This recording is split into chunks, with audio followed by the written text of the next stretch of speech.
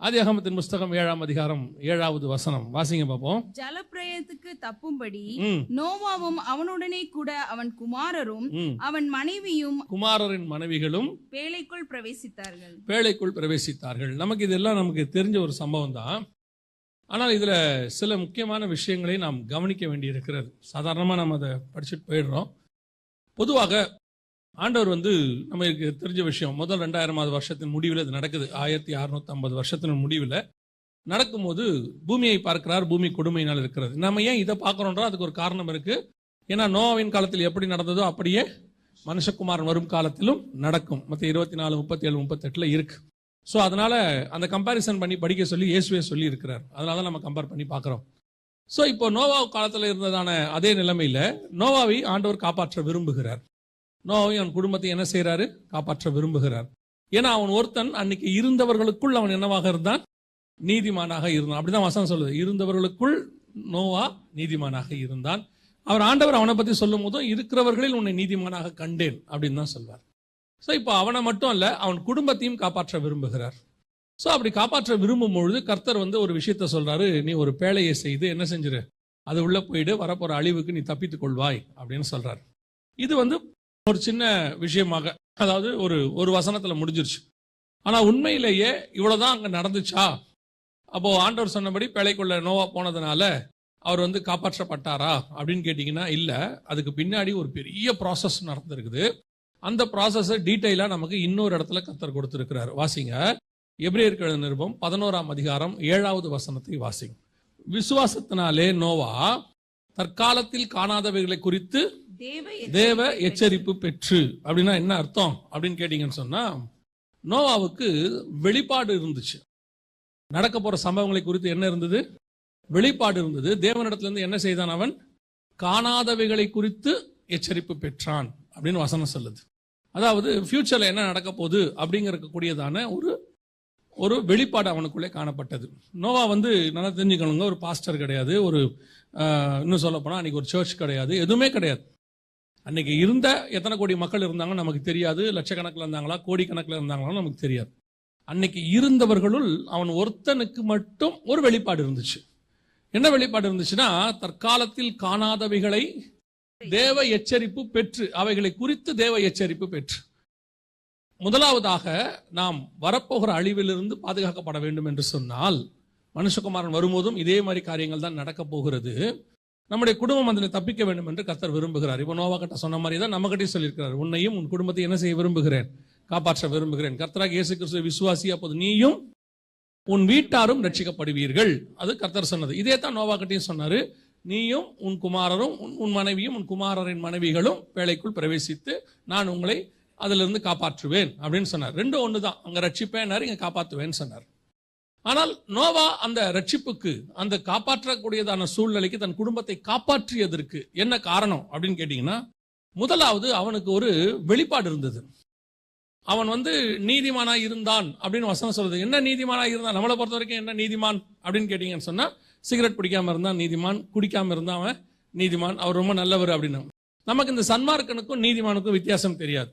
இப்போ நம்ம இயேசு கிறிஸ்துவை ஏற்றுக்கொள்ளாத எத்தனையோ சன்மார்கள் உலகத்துல இருக்கிறாங்க இல்லையா? எத்தனை பேர் குடிக்காதவங்க இருக்காங்க, சிகரெட் பிடிக்காதவங்க இருக்காங்க, உண்மையா இருக்கிறாங்க, எத்தனையோ பேர் இருக்கிறாங்க. இவங்க எல்லாருமே நீதிமான்களான்னு கேட்டா நீதிமான்கள் சன்மார்க்கர். யார் நீதிமான்? அவருடைய ரத்தத்தாலே கழுவப்பட்டவன் தான் நீதிமான். அப்படிதான் வசனம் சொல்லுது. இப்ப நோவா அன்னைக்கு இருந்தவர்களுக்குள் அவன் நீதிமானாக இருந்தான் அப்படின்னா அவன் விசுவாசித்தான், அது அவனுக்கு நீதியாக எண்ணப்பட்டதுன்னு ஆபிரகாமுக்கு இருக்கு.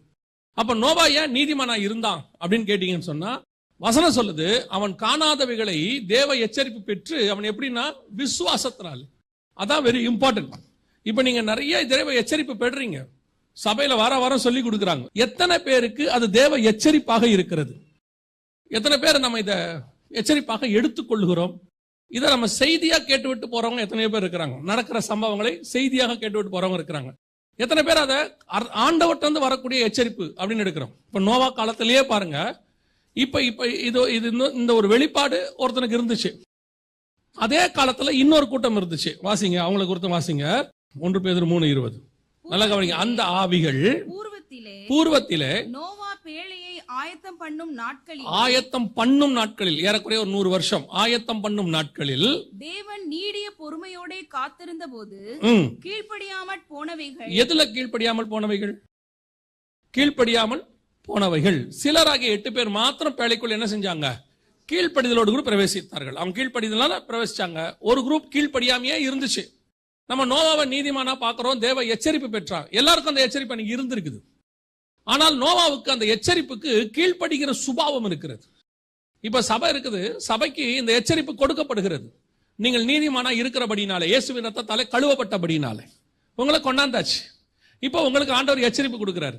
எத்தனை பேர் இந்த எச்சரிப்புக்கு கீழ்ப்படுகிறீர்கள்? அதான் கேள்வி. இன்னைக்கு எச்சரிப்புக்கு கீழ்ப்படிதல் அப்படிங்கிறது ஒரு குரூப்புக்கு தான் இருக்கு. அன்னைக்கு ஒருத்தனுக்கு தான் இருந்துச்சு. இன்னைக்கு ஒரு சின்ன குரூப்புக்கு தான் இருக்கு. இன்னைக்கு காப்பாற்றப்பட்டு இயேசுவின் ரத்தத்தால கழுவப்பட்டு நீதிமான்களாக்கப்பட்டு இங்க உட்கார வச்ச உங்களுக்கு தான் இந்த எச்சரிப்பு கொடுக்கப்படுது. நல்லா தெரிஞ்சுக்கொள்ளுங்க, வருகை என்பது சபைக்குத்தான் கொடுக்கப்படுகிறது, புறஜாதியாருக்காக அல்ல. புறஜாதியார்ல இருந்து மீட்கப்பட்ட நமக்கு அன்னைக்கு அவர்களுக்கு நோவாவுக்கு கிடைத்த எச்சரிப்பு நமக்கும் இன்னைக்கு கிடைக்குது. ஆனால் எத்தனை பேர் உணர்கிறோம் அல்லது எத்தனை பேர் அதற்கு கீழ்ப்படுகிறோம்? இன்னைக்கு கீழ்ப்படிதல் இல்லாததுதான் முதல் பிரச்சனையே. இப்ப வசனம் வருது, இப்ப இங்க வசனத்துக்கெல்லாம் குறைச்சலே கிடையாது. அந்த கீழ்ப்படிதல் உள்ள இருதயம் அதான் ரொம்ப இம்பார்ட்டன்ட். இன்னைக்கு அந்த கீழ்ப்படிதலுடைய இருதயமே இல்ல சபைக்கு. வசனத்தை சொன்னோம்னா அவங்க என்ன சொல்றாங்க? அவன் இப்ப நோவா என்ன பண்ணிருப்பான்? பிரசங்கம் பண்ணிருப்பான், நீங்க சொல்லியிருப்பான் உலகம் அழிய போது எல்லாம் சொல்லியிருப்பான். ஆனால் சொல்லும் பொழுது இவர்களுக்குள்ள என்ன இருந்துச்சு? ஒரு கீழ்ப்படியாமை. அதெல்லாம் நடக்காதுங்க, அப்படிலாம் இருக்காதுங்க அப்படிங்கறதான ஒரு சுபாவம். அதே தான் இன்னைக்கும் சபைக்குள்ள இருக்குது. வசனம் இருக்கு, ஆண்டவர் சொன்னது நடக்குங்கிற எண்ணம் இருக்கு, ஆனால் கீழ்ப்படிதல் இருக்கிறதா? நாம ஒரு விஷயம் சொல்றோம், இப்ப இந்த இதுக்குள்ள நீங்க வருகையில பிரவேசிக்கணும்னா இப்படி இப்படி எல்லாம் செய்யணும் அப்படின்னு சொன்னா அதுக்கு எத்தனை கேள்வி? ஒரு உதாரணத்துக்கு பாருங்க, ஃபிளைட்ல ஏற வரீங்க, அவங்க செக்யூரிட்டி செக்ல என்னென்னமோ சொல்றாங்க, அத்தனைக்கு நீங்க கீழ்படுறீங்களா இல்லையா? பெல்ட்டை கழட்டுங்கிறாங்க, கழட்டுறீங்களா இல்லையா? கழட்டுறீங்க தானே? ஷூவை கழட்டுறீங்க.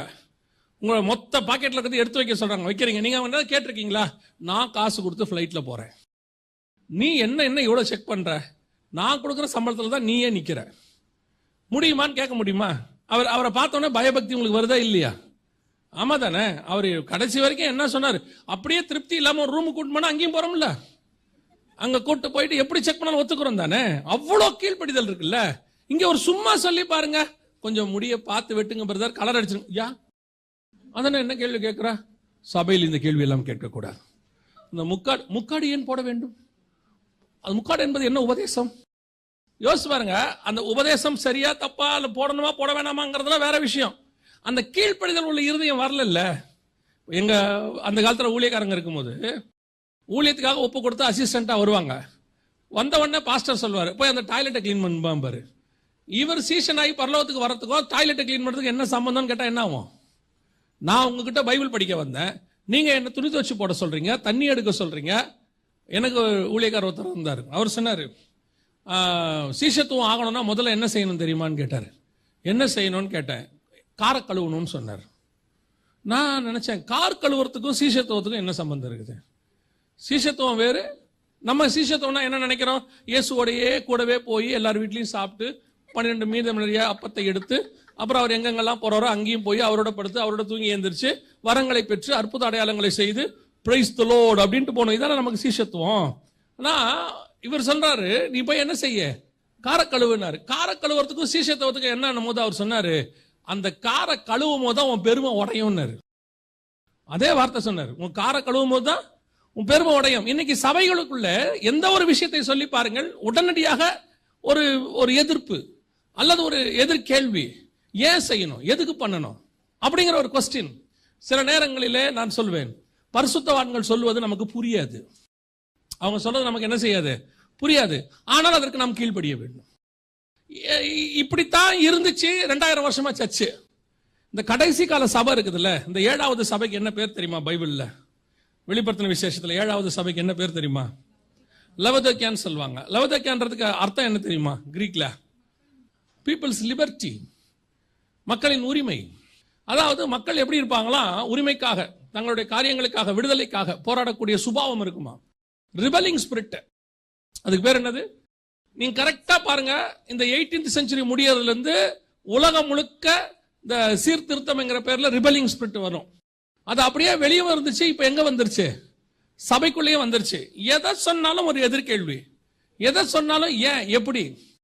இப்ப நம்ம என்ன சொல்றோம்? அப்படி கேட்கறது தான் நாலேஜ், அப்படி கேட்கறது தான் அறிவுபூர்வமானது. பல நேரங்களில் இயேசு சொன்ன விஷயங்கள் சீஷர்களுக்கு புரியவில்லைன்னு இருக்கு. அது சீஷர்கள் என்ன செய்யல? புரியவில்லை. அவன் சொல்லிட்டு போனோம்ல, என்ன நான் பாட்டு ஒழுங்கா மீன் பிடிச்சிட்டு இருந்தேன், நீ பாட்டு வந்தீரு, நீர் பாட்டு விதை விதைக்கணும், அப்புறம் நல்ல நிலம், அந்த நிலம், எந்த நிலங்கிறது எங்களுக்கு புரியவில்லையே. அவர் சொல்றாரு, பரிசேயர் ஏரோது என்கிறதான புளித்த மாவை குறித்து எச்சரிக்கையா இருங்கள். உடனே இவன் சொல்றான், அப்பம் கொண்டு வராத பத்தி தான் பேசுறாரோ.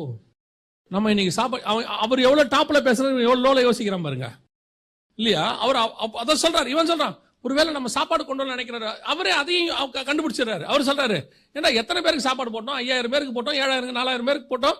என்ன பேசி தொலைறீங்க? நான் சொல்றது வேற விஷயம். இப்ப அவன் என்ன சொல்லணும்? இப்படிலாம் பேசினா எனக்கு ஒத்து வராது, புரியுற மாதிரி பேசுங்க அப்படின்னா கிடையாது. அவன் போய் கேட்கறான், எனக்கு விளக்கி சொல்லுங்க. இன்னைக்கு சபை ரிபலிங் ஸ்பிரிட்ல இருக்கு. எதை சொன்னாலும் ஒரு எதிர்ப்பு, கீழ்ப்படியாமை. அந்த கீழ்ப்படியாமையினுடைய சுபாவம் இன்னைக்கு என்ன செய்யுது? எல்லாருக்கும் வருகிறது, சபைக்குள்ள வருது. அது எந்த அளவுல வருதுன்னு கேட்டீங்கன்னா, உபதேசத்தையும் தாண்டி. உபதேசத்தை சொன்னா கேட்கக்கூடிய மனநிலை கிடையாது. இன்னைக்கு நாம போகும்போதே என்ன செய்யறோம்? போகும்போதே ஊழியக்காரனை கமெண்ட் அடிச்சுக்கிட்டு போறோம், ஊழியங்களை கமெண்ட் அடிச்சுக்கிட்டு போறோம், எல்லாத்தையும் செஞ்சுக்கிட்டே போறோம். நீங்க கார்ல போகும்போது, வீட்டுல போகும்போது, பிள்ளைங்க எதிரில் ஊழியக்காரங்களை கமெண்ட் அடிச்சு எல்லாம் பண்ணிக்கிட்டே போறீங்க. இப்ப பிள்ளை என்ன செய்யும்? அடுத்த ஜெனரேஷன்ல உங்களை கமெண்ட் அடிக்க போகுது, அல்லது அடுத்த ஜெனரேஷன்ல வரக்கூடிய ஊழியக்காரனை கமெண்ட் அடிக்க போது. நீங்கள் என்ன சொல்லி கொடுத்து விட்டு போகிறீர்கள்? நான் எப்படி இருக்கிறேனோ அப்படித்தான் என் பிள்ளை இருக்கும். ஆண்டவர் அழகா சொல்வாரு ஆபிரகாமை குறித்து. ஆதியாகமத்தின் புஸ்தகத்தில் சொல்லும்போது சொல்வாரு, என் தாசனாகிய ஆபிரகாம் என் சொல்லுக்கு. அந்த வசனத்தை வாசிங்க பார்ப்போம். 18ஆம் அதிகாரம் 19ஆம் வசனத்தை வாசிங்க. கர்த்தர் ஆபிரகாமுக்கு சொன்னதை நிறைவேற்றும்படியாய் அவன் தன் பிள்ளைகளுக்கும், நல்லா கவனிங்க, அவன் தன் பிள்ளைகளுக்கும் தனக்கு பின் வரும் தன் வீட்டாருக்கும் நீங்கள் நீதியையும் நியாயத்தையும் செய்து கர்த்தருடைய வழியை காத்து நடவுங்கள் என்று கட்டளையிடுவான் என்பதை அறிந்திருக்கிறேன். இப்ப ஆபிரகாம் மேல கர்த்தருக்கு என்ன இருந்துச்சு? ஒரு நம்பிக்கை இருந்துச்சு. அது அவன் தன் பிள்ளைகளுக்கு என்ன செய்வான்? சொல்லி கொடுத்துருவான்னு ஒரு நம்பிக்கை இருந்துச்சு. 26:4 என்ன வாசிச்சோம்? ஆபிரகாம் என் சொல்லுக்கு கீழ்ப்படிந்து என் விதிகளையும் கற்பனைகளையும் கை கொண்டபடியால். அவருக்கு ஒரு நம்பிக்கை இருந்துச்சு. அந்த நம்பிக்கை ஆபிரகாம் என்ன பண்ணிட்டாங்க? நிறைவேற்றிட்டான். நான் அவனுக்கு சொல்லி கொடுப்பேன், அவன் கீழ்ப்படிவான். இப்ப அவன் கீழ்ப்படிஞ்சா அவன் பிள்ளைகளுக்கு சொல்லி கொடுப்பான்னு கர்த்தருக்கு அவன் மேல நம்பிக்கை இருந்துச்சு. இப்ப அவன் போகும்போது ஈசாக்கை அதே மாதிரி உருவாக்கி வச்சுட்டு போயிட்டான். அப்ப நாம எப்படி கீழ்ப்படியணுமோ அப்படித்தான் நம்ம சந்ததி இருக்கும். நாம கீழ்ப்படிய மாட்டோம், ஆனா பிள்ளைகள் கீழ்ப்படியணும். நாம சர்ச்சுக்கு ஒழுங்கா வரமாட்டோம், ஆனா பிள்ளைகள் ஆண்டவருக்குள்ள ஒழுங்கா இருக்கணும். நாம கர்த்தருக்கு பயப்பட மாட்டோம், ஆனா பிள்ளைகள் நமக்கு பயப்படணும். எப்படி இருக்கும்? இதான் ஃபர்ஸ்ட் ப்ராப்ளம். இங்க நோவாவை 100 வருஷம் நோவா சொல்றார், பேழையை கற்றார். இப்ப அவர் என்ன சொல்லியிருப்பார்? யோசிச்சு பாருங்க. பசங்கிட்ட சொல்லும் போது என்ன சொல்றாரு? காணாதவைகளை, அழிவு வரப்போகுதுப்பா, உலகம் அழிய போகுது, தண்ணியில் அழிய போகுது. இந்த நோவா சொன்னதை அவன் பிள்ளைகள் என்ன செஞ்சாங்க? கீழ்ப்படிச்சு நின்னா பாருங்க. இன்னைக்கு இருக்க முடியுமா உங்களால? இன்னைக்கு சர்ச்சில் நீங்க ஒரு விஷன் சொல்லி பாருங்க, முதல்ல உங்க வீட்டுல கேட்பாங்களா? உங்க வீட்டுல இருக்கிறவங்க அதை கேள்விப்படுவாங்களா? அப்ப நோவா கீழ்ப்படிந்ததுனால யார் கீழ்ப்படிஞ்சாங்க? அவன் வீட்டாரும் கீழ்ப்படிந்தார்கள். அதான் இங்க ரொம்ப முக்கியம். நோவா பேழையை உண்டு பண்ணினுடைய முதல் இம்பார்ட்டன்ட் என்ன தெரியுமா? முதல் பேசிக் என்ன தெரியுமா? அவன் தேவனுக்கு கீழ்ப்படுகிறவனை காணப்பட்டான். அன்னைக்கு ஒரு உலகமே கீழ்ப்படியாம இருந்துச்சு, அவன் கீழ்ப்படிந்தான் என்று வேதம் சொல்லுது. இன்னைக்கு நாம எந்த இடத்துல இருக்கிறோம்னு பாத்துக்கணும். ஃபர்ஸ்ட், நான் கீழ்ப்படுகிறவனாய் காணப்படணும். எதுக்கு கீழ்ப்படினோம்? பைபிள் கொடுக்கிற எச்சரிப்புக்கு, சபையில கொடுக்கிற எச்சரிப்புக்கு. சில நேரத்தில் கர்த்தர் உங்களுக்கு சொப்பனத்துல பேசுவார், தரிசனத்துல பேசுவார், உங்ககிட்ட வாக்குத்தத்தம் கொடுக்கிறார். எத்தனை பேர் அதுக்கு கீழ்ப்படுறீங்க? இங்க விட்டுருங்க, நாங்க சொல்றதை விடுங்க. உங்ககிட்டயே கர்த்தர் பேசுறாரு தானே. எவ்வளவு அசட்டை பண்றோம்? கானானுக்குள்ள போன்னு சொல்லும் போது இவங்க என்ன செய்யல? போகல. அதுக்கப்புறம் வந்து சொல்லிட்டாங்க, நாங்க உள்ள போக முடியாது, செத்து போவோம். இப்ப ஆண்டவர் சொன்னார், சரி ஓகே, சுத்தி வாங்க, ஒரு 40 வருஷம் வாங்க, அதுக்கப்புறம் உள்ள கூட்டிட்டு போறேன். இப்பெல்லாம் 40 வருஷம் முடியாது, நான் இப்பவே போறேன். போன்னு சொல்லும் போது போகாததும் கீழ்ப்படியாமை, போக வேணான்னு சொல்லும் போது போகிறதும் கீழ்ப்படியாமை. இதுதான் இன்னைக்கும் நடக்குது. நாம விரும்புறத அங்க நடக்கலன்னா நாம கர்த்தருக்கு கீழ்ப்படியாம போயிட்டே இருக்கிறோம். முதலாவதாக நோவாவுக்குள் இருந்தது மிக முக்கியமானது, தேவ எச்சரிப்பை பெற்று அவன் கீழ்ப்படிந்தவனாகி. அன்னைக்கு இருந்தவர்கள் அத்தனை பேரும் எப்படி இருந்தாங்களா? கீழ்ப்படியாமை. 2வது வாசிங்க, அதே வசனத்தை வாசிங்க, திருப்பி வாசிங்க. நோவா தற்காலத்திலே காணாதவைகளை குறித்து தேவ எச்சரிப்பு பெற்று பயபக்தி உள்ளவனாகி. அடுத்து என்னவாயிட்டான் அவன்? பயபக்தி உள்ளவனாயிட்டான். அதை கேட்டவன அவனுக்கு என்ன வந்துருச்சு? பயமும் பக்தியும் வந்துருச்சு. இன்னைக்கு நமக்கு வருமா பயம்? வருமா? வரவே வராது. நோவா காலத்துல முதல் கூட்டம் நோவா தேவ எச்சரிப்பை பெற்ற போது அவன் கீழ்ப்படிந்தவனானான். ஆனா அன்னைக்கு உள்ளவங்க எப்படி இருந்தாங்க? கீழ்ப்படியாதவர்களா இருந்தாங்க. இவன் இப்ப எப்படி ஆயிட்டான்? கேட்ட உடனே எப்படி ஆயிட்டான்? பயபக்தி உள்ளவன் ஆயிட்டான். ஆனா ஜனங்க எப்படி இருந்தாங்க தெரியுமா? வாசிங்க, மத்திய 24:37 வாசிங்க. நோவாவின் காலத்தில் எப்படி நடந்ததோ அப்படியே மனுஷகுமாரன் வரும் காலத்திலும் நடக்கும். எப்படி எனில் ஜலப்பிரளயத்துக்கு முன்னான காலத்திலே நோவா பேழைக்குள் பிரவேசிக்கும் நாள் வரைக்கும் ஜனங்கள் புசித்தும் குடித்தும் பெண் கொண்டும் பெண் கொடுத்தும் ஜலப்பிரளயம் அனைவரையும் வாரிக்கொண்டு போகும் மட்டும் உணராதிருந்தார்கள். அவங்க எப்படி இருந்தாங்க? இவன் எப்படி இருந்தான்? இதான் இரண்டாவது காரியம். இன்னைக்கு நமக்கு பயபக்தி இருக்குதா, உணர்வில்லாத இருதயம் இருக்கா? இதான் கேள்வி. இன்னைக்கு கேட்கும் போது ஒரு பயம் வருது இல்ல? செய்தி கேட்கும் போது பயம் வருது, நியூஸ் பார்க்கும் போது ஒரு பயம் வருது. இதை பார்க்கும் போது நமக்கு என்ன வருது? நியாயமா என்ன வரணும்? ஒரு பயம் வரணும். ஒரு ஆண்டவர் பயம். நான் சொல்றது உலக பயம் இல்ல, தேவன் மேல ஒரு பயம் வரணும். ஐயோ, ஆண்டவர் சொல்ற வார்த்தைகள் எல்லாம் நடக்குதே, நம்ம ஆயத்தப்படணுமே, குடும்பத்தை ஆயத்தப்படுத்தணுமே அப்படிங்கறதான ஒரு பயபக்தி வரணும். ஆனா இங்க என்ன வருது? உணர்வில்லாத இருதயம் தான் வருது. கேட்கிற வரைக்கும் இருக்கு, கேட்டு முடிச்சுட்டு போங்க, அவ்வளவுதான். திருப்பி அந்த உணர்வில்லாத ஒரு இருதயம், வேலை முடிஞ்சு. கேட்கிற வரைக்கும். இன்னைக்கு இப்ப நீங்க எந்த அளவுக்கு அந்த வசனத்தை உட்கொண்டு தேவனுக்கு பயபக்தி உள்ளவனா மாறுறீங்களோ அந்த அளவுக்கு உங்க குடும்பத்தை நீங்க காப்பாற்ற போறீங்க. உங்க பிள்ளைகளுக்கு போய் சொல்ல போறீங்க, குடும்ப ஜெபம் ஆரம்பிக்க போறீங்க, இப்படிலாம் நடக்க போகுதுப்பா, நம்ம தப்பிச்சுக்கணும். ஒரு கூட்டம் இருக்கு, அதுக்கு என்ன இப்ப பாருங்க, சோதம்குள்ள ஒரு பிரச்சனை வந்துருச்சு. சோதமே அழிய போது, மொத்தம் எரிய போதுன்னு ஒருத்தன் சொல்லிக்கிட்டு இருக்கான். அந்த வீட்டுக்குள்ள கொஞ்சம் பேர் பொறுமையா பேசிக்கிட்டு இருந்தான். பாத்தீங்களா எவ்வளவு கேஷுவலா பேசிக்கிட்டு இருக்கிறான். அவனும் சொல்றான், வேற யாரையாவது கூப்பிடணுமாப்பா? இந்த நியாய தீர்ப்பு கொடுக்கிறவனுக்கு இருக்கக்கூடிய வேகம் யாருக்கு இல்ல? பெறவனுக்கு இல்ல. பாருங்க, நியாயமா யாருக்கு இருக்கணும்? பெறவனுக்கு தான் இருக்கணும். வீடு எரிய போதுன்னா பெறவனுக்கு தானே இருக்கணும் அந்த வேகம். இன்னைக்கு அவனுக்கு அந்த வேகமே இல்ல. இவன் சொல்றான், அவர்கள் தாமதிக்கிறதை தூதர்கள் கண்டு.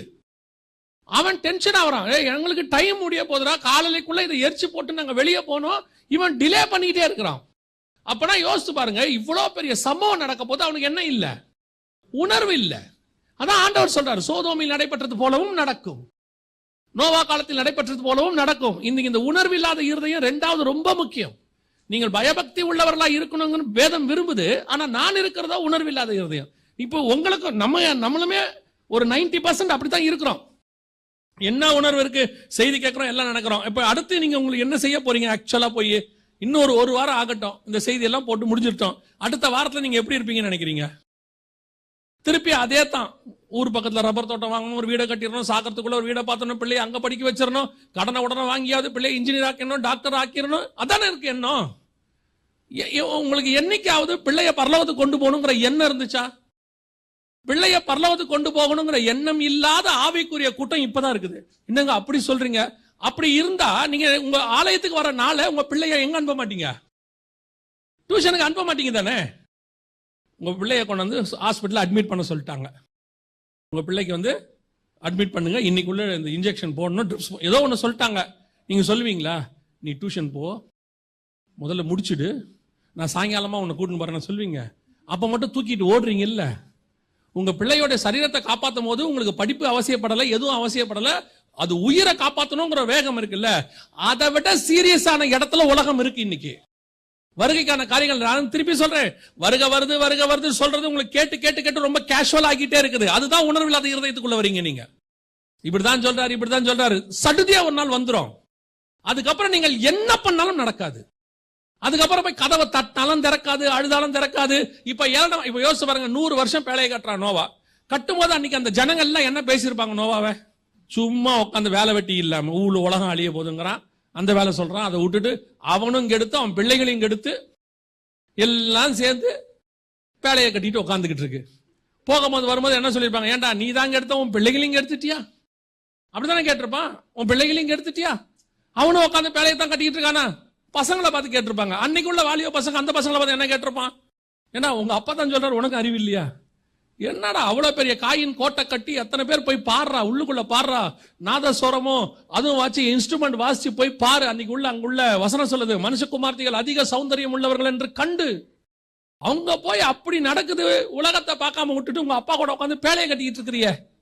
இதுதான் அன்னைக்கு இருந்திருக்கும் கேள்வி. இன்னைக்கு நம்ம பசங்களுக்கு அதான் பிரச்சனை, இன்னைக்கு நமக்கும் அதான் பிரச்சனை. இப்ப நம்ம பசங்களை நோவா பேழையை வச்சு கட்ட யூஸ் பண்ண மாதிரி உங்களால இன்னைக்கு கட்ட முடியுதா? ஸ்பிரிச்சுவல் லைஃப்ல அவங்க பசங்களை யூஸ் பண்ண முடியுதா? ஊழியத்தில் இருக்கிற ஊழியக்காரர்கள் உங்கள் பிள்ளைகளை யூஸ் பண்ண முடியுதா? ஆவிக்குரியவர்கள் நீங்கள் ஸ்பிரிச்சுவலா உங்க பிள்ளை யூஸ் பண்றீங்களா? முதல்ல நீங்களே பேழையை கட்டாத குரூப். அவன் தன் குடும்பத்தை ரட்சிக்கும்படி பேழையை உண்டு பண்ணினான். இன்னைக்கு நீங்க ஸ்பிரிச்சுவலி உங்களுடைய பேழையை உண்டு பண்ணிக்கிட்டு இருக்கீங்களா? Are you ready to meet the Xavier? அதான் கேள்வி. நீங்கள் இன்னும் ரெடி ஆகல. உங்களை பொறுத்த வரைக்கும் ஸ்பிரிச்சுவல் லைஃப் என்பது என்ன? வாரத்துக்கு ஒரு நாள் வந்துடும், செய்ய வேண்டிய கடமைகள் கொஞ்சம் இருக்கு, அதை செஞ்சு முடிச்சிடணும், வீட்டுக்கு போயிடணும், அவ்வளவுதான்.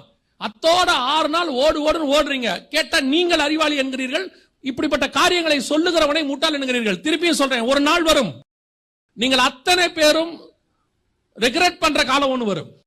சொல்லப்பட்டதை இழந்து விட்டோமே என்று நீங்கள் வருத்தப்படுகிற காலம் ஒன்று வரும். உலகத்தான் உணராது இருக்கிறான நியாயம். அவன் குதிரைகளை குறித்தும் ரதங்களை குறித்தும் மேன்மை பாராட்டிக்கிட்டு இருக்கிறான். அவனுக்கு அங்க பேச்சே இடம் வாங்குறது, கார் வாங்குறது, லேண்ட் வாங்குறது, பிள்ளைகளை படிக்க வைக்கிறது, இதை தவிர வேற ஒண்ணுமே இல்லை அவனுக்கு. மிஞ்சி போச்சுன்னா சாப்பாடு. ஆனால் நமக்கு அதல்ல. நாம் மேலான ஒரு இடத்துக்கு ஆயத்தப்பட்டு கொண்டு இருக்கிறோம். ஆயத்தப்பட்டுக்கிட்டு இருக்கிற நமக்கே முதல்ல உணர்வு இல்லை. எடுத்து பாருங்க, நீங்க எந்த அளவுக்கு ஸ்பிரிச்சுவலி ஆயத்தப்படுறோம். ஒரு நாளைக்கு 5 நிமிஷம் உட்காந்து ஜோம் பண்ணிட்டோம்னா நம்ம வேலை முடிஞ்சிருச்சு. எழுந்திருக்கும் போது 5 நிமிஷம் ஜோம் பண்ணியாச்சுன்னா வேலை முடிச்சிருச்சு, அவ்வளவுதான். Spiritually we are okay. கேட்டா சொல்லுவான், அவங்க ஃபேமிலியில அது கூட பண்றது இல்ல, நாங்க எவ்வளவோ பரவாயில்ல.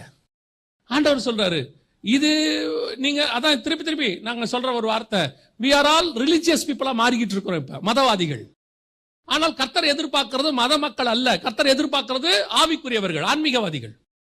உங்களுக்குள்ள எனக்குள்ளே அந்த தாட் வரணும், ஒரு ஆயத்தம் இருந்துட்டே இருக்கணும். யோசிச்சு பாருங்க, இப்போ ஒரு சம்பவம் நடக்குது, கடைசி பிளைட் இங்க இருந்து போகுது, இதோ மொத்தமும் எரிய போகுது, கடைசி பிளைட் ஒண்ணு இருக்கு, அந்த பிளைட்டை பிடிக்க எப்படி போவீங்க நீங்க? மொத்தம் அடுத்த ஸ்டெப் எப்படியாவது ரீச் ஆகணும்னு போவீங்க தானே?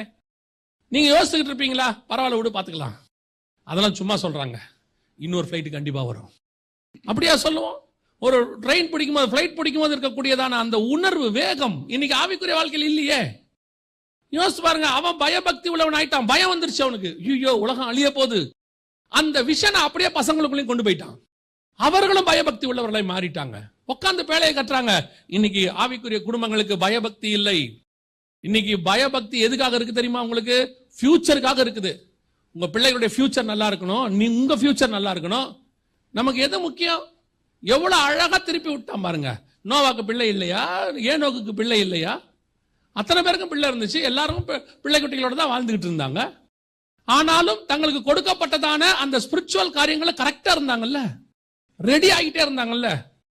இன்னைக்கு ஆண்டவர் புறப்பட சொல்ற, அன்னைக்கு ராத்திரி புறப்பட, இமிடியேட், உடனே அவன் பாட்டு கிளம்பி போயிட்டே இருக்கான். ஆண்டவர் சொல்றாரு, கையில இருக்கிற மாவு மட்டும் எடுத்துக்கிட்டார். அந்த மாவு என்ன வந்துச்சு? 1 மாசத்துக்கு வந்துச்சு. அதுக்கப்புறம் மாவும் இல்லை, ஒண்ணும் இல்லை. ஆனால் 40 வருஷம் போஷிக்க தேவன் வல்லமை உள்ளவராக இருந்தார். யாக்கோபு தான் சொன்னார் கோலும் கையுமா வந்தேன்னு, ஆனா ஒரு நாளும் மோசே சொல்ல கோலும் கையுமா வந்தேன்னு. ஆனா உண்மையிலேயே மோசே கோலும் கையுமா தான் வந்தார். ஒன்னும் இல்ல, 40 வருஷம் கர்த்தர் போஷித்தார். அந்த தேவன் தான் உங்களையும் சொல்றார், ரெடியா இரு, எப்ப வேணாலும் கிளம்ப சொல்லுவேன், எப்ப வேணாலும் இங்கிருந்து புறப்பட வேண்டி இருக்கும். நீங்க புறப்படுற இப்ப எப்படி ஆகி போச்சுன்னா, நீங்க புறப்படவே மாட்டீங்கன்ற மாதிரி ஆயிடுச்சு. இன்னைக்கு சொல்லி பாருங்க, கூட வரதுக்கு எத்தனை பேர் ரெடியா இருக்கிறோம்? நான் ஸ்பிரிச்சுவலி சொல்றேன், தேவன் இன்னைக்கு கிளம்பு அப்படின்னா கிளம்ப முடியுமா? கிளம்புறதுக்கு வாய்ப்பு இருக்குதா? கன்ஃபார்மா ஒரு பெரிய கூட்டம் வராது. திடீர்னு சொல்லிட்டாரு அந்த அம்மாட்ட, யாரு தூதன் வந்து சொல்லிட்டாரு லோத்துவின் மனைவி கிட்ட, கிளம்பு அப்படின்னு. அந்த அம்மா கடைசி வரைக்கும் கிளம்பல பாருங்க. கிளம்புறதுக்கு வாய்ப்பு, ஆண்டவரும் சொல்றாரு லோத்துவின் மனைவியை நினைத்துக் கொள்ளுங்கள். என்ன காரணம்? உடனே இந்த பூமியை விடு அப்படின்னா விடுறதுக்கு யாருக்கும் இன்னைக்கு எண்ணம் கிடையாது. ஆண்டவர் சொல்றாரு, எல்லாவற்றையும் வித்து தரித்திரட்ட குடுறா, கொடுத்துட்டு சிலுவை எடுத்துக்கிட்டு வா. அவன் துக்கத்தோடு கூட போய் விட்டான். ஆனா பணக்கார வாலிபன் துக்கத்தோடு போயிட்டான். ஆனா இன்னொரு பணக்காரர் இருக்கான் சகைன்னு, அவன் சொன்னா எல்லாத்தையும் பாதியை வித்து தரித்திரருக்கு கொடுத்துட்றேன், யாருக்காவது கொடுக்க வேண்டியதா 4 மடங்கா கொடுத்துறேன். கர்த்தர் சொன்னாரு, என்னடா நான் சொல்லாமே ரெடி ஆயிட்டு நீயே, இன்னைக்கு ஒரு கூட்டம் அதற்கு தயாராக இருக்கு. அவனை பொறுத்த வரைக்கும் என்னிடத்தில் இருக்கிறவைகள் அல்ல, என் வீட்டுக்கு வருகிற இயேசு எனக்கு முக்கியம். அதற்காக நான் எல்லாவற்றையும் இழக்க நான் தயாராக இருக்கிறேன். அட் எனி டைம் காட் கூட கூப்பிடும் போது நான் போவேன் என்கிற எண்ணம் உங்களுக்கு இருக்குமானால் நீங்கள் பேழையை கட்டி கொண்டிருக்கிறீர்கள் என்று அர்த்தம். இனி சொல்ல முடியுமா உங்களால? சும்மா கத்தரை டெஸ்ட் வச்சு பார்த்தாலே உங்களுக்கு கொடுக்க முடியாது. பார்த்திருக்கீங்களா? இன்னைக்கு இயேசு என்னை ஒரு விஷயத்தை விடு என்றால் விடுவதற்கு நான் ரெடியாக இருக்கிறேன்னா, அப்படி நான் விடுறதுக்கு ரெடி ஆயிட்டேன்னா பயபக்தி உள்ளவனா மாறிட்டேன்னு அர்த்தம். எனக்கு அதை விட அது பெருசா படுது, இது எனக்கு பெருசா படல. ஊழியத்துக்கு வான்னு ஆண்டவர் சொல்றாரு, உங்களால வேலையை விட முடியுதா? பஹ்ரைனுக்கு வான்னும் போது ஒரு தடவை கூட கேட்காம ஜெபம் பண்ணிட்டு வந்துட்டீங்க. கர்த்தர் வாய்ப்பு கொடுத்திருக்கிறாரு, எல்லா வாசலும் திறந்திருக்கிறது. Praise the Lord. பஹ்ரைனை விட்டுட்டு ஊழியத்துக்கு போனும் போது எத்தனை தடவை ஜெபம் பண்றீங்க? ஒரு தடவைக்கு 10 தடவை. இருக்கிற தீர்க்கதரிசிகிட்ட எல்லாம் கேட்கறது, ஆண்டவர் என்கிட்ட போன்னு சொல்ற மாதிரி இருக்குது, போவாதன்னு சொல்ற மாதிரி இருக்குது, எது உண்மை? ஏன் உங்களுக்கு அந்த சந்தேகம் வருது? ஏன்னா உங்களுக்கு இதை விட்டுட்டு போறதுக்கு மனம் இல்லை, அவ்வளவுதான். இப்ப யோசிச்சு பாருங்க, எனக்கு இதை விட மேலான ஒரு வேலை கிடைக்குதுன்னா கூப்பிடுறாங்கன்னா உடனே விட்டுட்டு போயிடுறோமா இல்லையா? இதை விட ஒரு 1000 மடங்கு சம்பளம் அதிகம் கிடைக்குது. நீங்க யோசிச்சீங்களா? கர்த்தர் வாசல் திறந்திருக்கிறார் சொன்னீங்க தானே? ஏன் ஊழியத்துக்கு சொல்லும் போது அது வரமாட்டேங்குது, கர்த்தர் வாசல் திறந்திருக்கிறாருன்னு? ஏன்னா எனக்கு இதை விட அது பெருசா தெரியுது. எப்போ எனக்கு வருகையை விட இதெல்லாம் சின்னதா தெரியுதோ அப்பதான் நான் பயபக்தி உள்ளவனாய் மாறுவேன். எதற்காகவும் இயேசுக்காக நான் எப்ப விடணும்ன்ற இடத்துக்கு வரேனும், விட்டுட்டு வானா வந்துட்டே இருக்கணும். ஏன்? நான் இதை விட மேலான இடத்துக்கு போக போகிறேன், இதை விட சந்தோஷமான இடத்துக்கு போக போறேன். கேட்கறீங்க, எத்தனை பேர் செய்ய போறீங்கன்னு தெரியாது. ஆனா சொல்ல வேண்டியது உண்மை. நீங்கள் பேழையை கட்டுகிறீர்கள் என்று சொன்னால், பேழைக்குள் போய் தப்பிக்க போகிறீர்கள் என்று சொன்னால், 2வது இந்த சுபாவம் உங்களுக்கு இருக்கிறதாய் காணப்பட வேண்டும். 3வது மிக முக்கியமானது, வாசிங்கள் அதே வசனம். விசுவாசத்தினாலே நோவா தற்காலத்திலே காணாதவைகளை குறித்து தேவ எச்சரிப்பு பெற்று பயபக்தி உள்ளவனாகி தன் குடும்பத்தை ரட்சிப்பதற்கு பேழையை உண்டு பண்ணினான். 3வது என்ன செய்யறான்? தன் குடும்பத்தை ரட்சிப்பதற்காகத்தான் அவன் பேழையை உண்டு பண்ணினான். இதுல ஒரு பெரிய மிக முக்கியமான ஒரு விஷயம். ஃபர்ஸ்ட் 2 உள்ளது உங்களுடைய பர்சனல், 2 உள்ளது உங்க பர்சனல். இது 3வது உங்க ஃபேமிலி. இதுல மிக முக்கியமாக என்ன விஷயம் அப்படின்னு கேட்டா, காடோடைய விஷன் உங்களுக்கு பாருங்க. ஆண்டவர் சொல்லும் போது, நோவா கிட்ட சொல்லும் போது, ஆதியாகமத்துல 6ஆம் அதிகாரம் 17வது வசனம், வானத்தின் கீழே ஜீவ சுவாசம் உள்ள சகல மாம்ச ஜந்துக்களையும் அழிக்க நான் பூமியின் மேல் ஜலப்பிரளயத்தை வரப்பண்ணுவேன், பூமியில் உள்ள யாவும் மாண்டு போம், ஆனாலும் உன்னுடனே என் உடன்படிக்கையை ஏற்படுத்துவேன், நீயும் உன்னுடனே கூட உன் குமாரரும் உன் மனைவியும் உன் குமாரரின் மனைவிகளும் பேழைக்குள் பிரவேசியுங்கள், சகலவித மாம்சமான ஜீவன்களிலும் ஆணும் பெண்ணுமாக வகை ஒன்றுக்கு ஒவ்வொரு. இப்ப அடுத்து அப்படியே சொல்றாரு, பறவைகள் எல்லாத்தையும் சேர்த்துக்குங்க அப்படின்னு சொல்றாரு. இது என்ன சொல்லுது அப்படின்னு கேட்டீங்கன்னா, காடோடைய விஷன் ரொம்ப பெருசா இருக்கு. ஒரு பெரிய பேழையை உண்டு பண்ணி உலகத்துல இருக்கிற எல்லா ஜீவ ஜந்துக்களையும் என்ன பண்ணணும்? பேரா உள்ள கொண்டு வரணும்னு சொல்றாரு. எல்லாம் கொண்டு வா, அத்தனையும் பேர். அதுவும் வசனம் பைபிள் சொல்லுது, அதெல்லாம் வரும்னு சொல்லிட்டாரு. இப்ப காடோடைய விஷன் ரொம்ப பெருசு, காட்ஸ் விஷன். ஆனால் வசனம் சொல்லுது, நோவா தன் குடும்பத்தை ரட்சிக்கும்படி ஒரு பேழையை உண்டு பண்ணினான் அப்படின்னு இருக்குது. அப்பனா காடோடைய விஷன் உலகத்தையே காப்பாத்துறதா இருந்தாலும் கூட, நோவாவுடைய ஃபர்ஸ்ட் பிரெஃபரன்ஸ் யாருக்காக இருந்துச்சு? ஃபேமிலியை கொண்டு போய் உள்ள வச்சிடணும். அத்தனை மிருகமும் உள்ள வரட்டும் ஆண்டவரே, எல்லாத்துக்கும் சாப்பாடு வாங்கி உள்ள வைக்கிற ஆண்டவரே, நீங்க சொன்னதெல்லாபடி நான் செஞ்சிடறேன் ஆண்டவரே. ஆனா எல்லாத்த விட முக்கியம் என்ன தெரியுமா? இந்த பேழையில எனக்கும் என் குடும்பத்துக்கும் ஒரு இடம் இருக்கணும். நாங்கள் அதற்கு இந்த முழு பேழையை செய்யும் போது அவன் மைண்ட் என்னவா இருந்துச்சான்? ஆண்டவருடைய மைண்ட் உலகத்தில் உள்ள எல்லாத்தையும் காப்பாத்துறது. நோவாவுடைய மைண்ட் என்னவா இருந்துச்சான் தெரியுமா? ஆண்டவர் சொல்லிட்டாரு, உலகம் அழிய போது, ஜலப்பிரளயம் வரப்போது, நிச்சயம் நடக்க போது. விசுவாசத்தினாலே அவன் அதெல்லாத்தையும் விசுவாசித்தான். ஆனா இதுல எப்படியாவது என் குடும்பத்தை காப்பாத்திரணும்னு பேழை செஞ்சிருக்கிறான். காடோடைய விஷன் உலகம் மிக பெருசு, காட்ஸ் விஷன். ஆனால் வேர்ல்டு விஷன் சொல்லுவாங்க. ஆனால் நோவாவுடைய பிரெஃபரன்ஸ் எதுக்கு இருந்துச்சு? ஃபேமிலி இருந்துச்சு. ஃபர்ஸ்ட் ஃபேமிலி கொடுத்துருங்க, உள்ள இடத்த கொண்டாந்துருங்க. இன்னைக்கு நமக்கு ஒரு நிச்சயம் இருக்குதா? என் குடும்பம் பரலோகத்துக்குள்ளே வந்துரும்னு. என் கணவன் வந்துருவாரு, மனைவி வந்துருவாங்க, என் பிள்ளைகள் வந்துருவாங்க, அதுல எந்த மாற்று கருத்தும் இல்ல அப்படின்ற ஒரு கன்ஃபர்மேஷன் நமக்கு இருக்குதா? இன்னைக்கு பல நேரங்களிலே கர்த்தர் சொல்ற ஊழியத்தை செய்யும் போது பிள்ளைங்கிட்ட நம்ம கெட்ட பேர் வாங்குறது வேற விஷயம். இப்போ ஆபிரகாம் ஈசாக்க கூட்டிட்டு போய் பலி கொடுக்க போறாரு, கத்திய வாங்குறாரு. ஈசாக்கு ஆபிரகாம் இப்ப எப்படி தெரிவாரு இல்லையா? ஈசாக்கு ஈசா கிட்ட அவங்க அப்பா சொல்றாரு. இதுல ஒரு பெரிய ஆச்சரியம் கேட்டீங்கன்னா, இன்னைக்கு சொல்றாரு மறுநாள் காலையிலே ஆபிரகாம் எழுந்துன்னு இருக்கோம். ஆபிரகாம் மறுநாளே கிளம்பிட்டாரு. அதுவும் எப்படி? அதிகாலையில் கிளம்பினான் இருக்கோம்.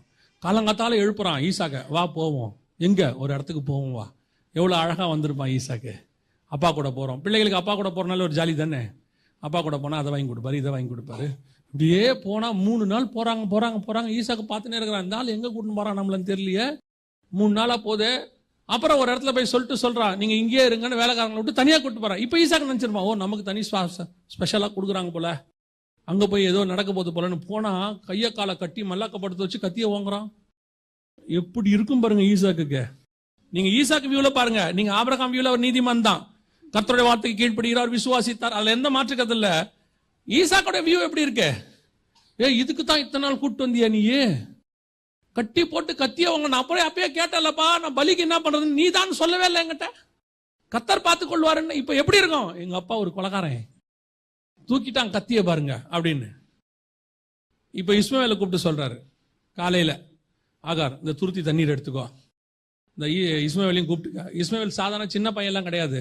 மினிமம் அவனுக்கு அப்ப 13 வயசுக்கு மேல, மினிமம் 13 வயசுக்கு மேல டீனேஜ் பையன். அவனை கூப்பிட்டு சொல்றாரு, இவனை கூப்பிட்டு போ, நீ கிளம்பி போயிரு, எங்க போ, எங்கேயாவது போ, கர்த்தர் பார்த்துக் கொள்வார். இஸ்மவேல் என்ன நினைச்சிருப்பான்? எங்க அப்பா என்ன 13-14 வருஷமா நல்லா தான் வச்சிருந்தாரு, எனக்கு தம்பி பிறந்தோன்னு எங்க அப்பா என்னை வெட்டி விட்டாரு, என்னையும் எங்க அம்மாவையும்.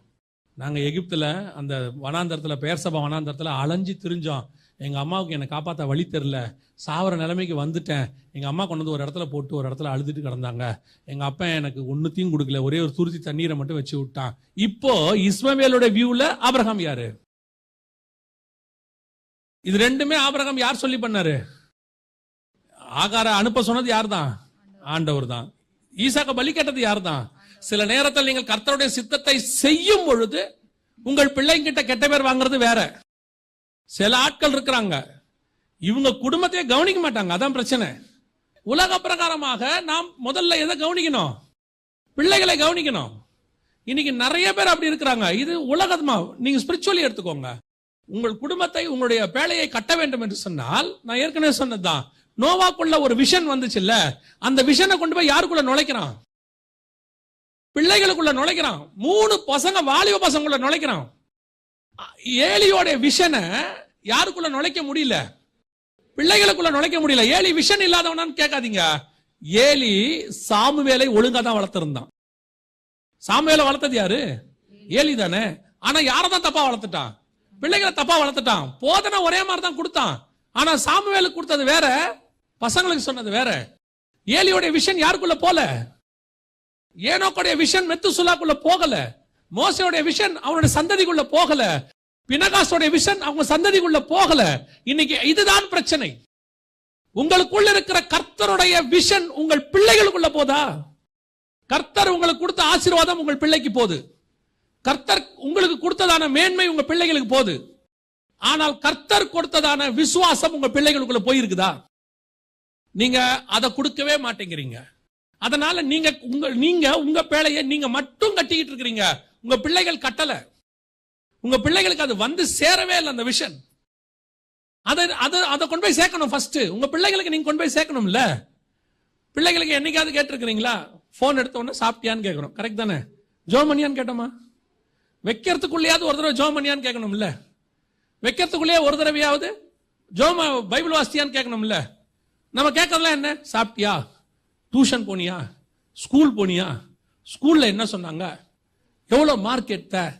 டேய், நான் உனக்காக கஷ்டப்பட்டுக்கிட்டு இருக்கிறேன், நீ நல்லபடியா அங்க படிச்சாதான். அவன் படிச்சிருவான்.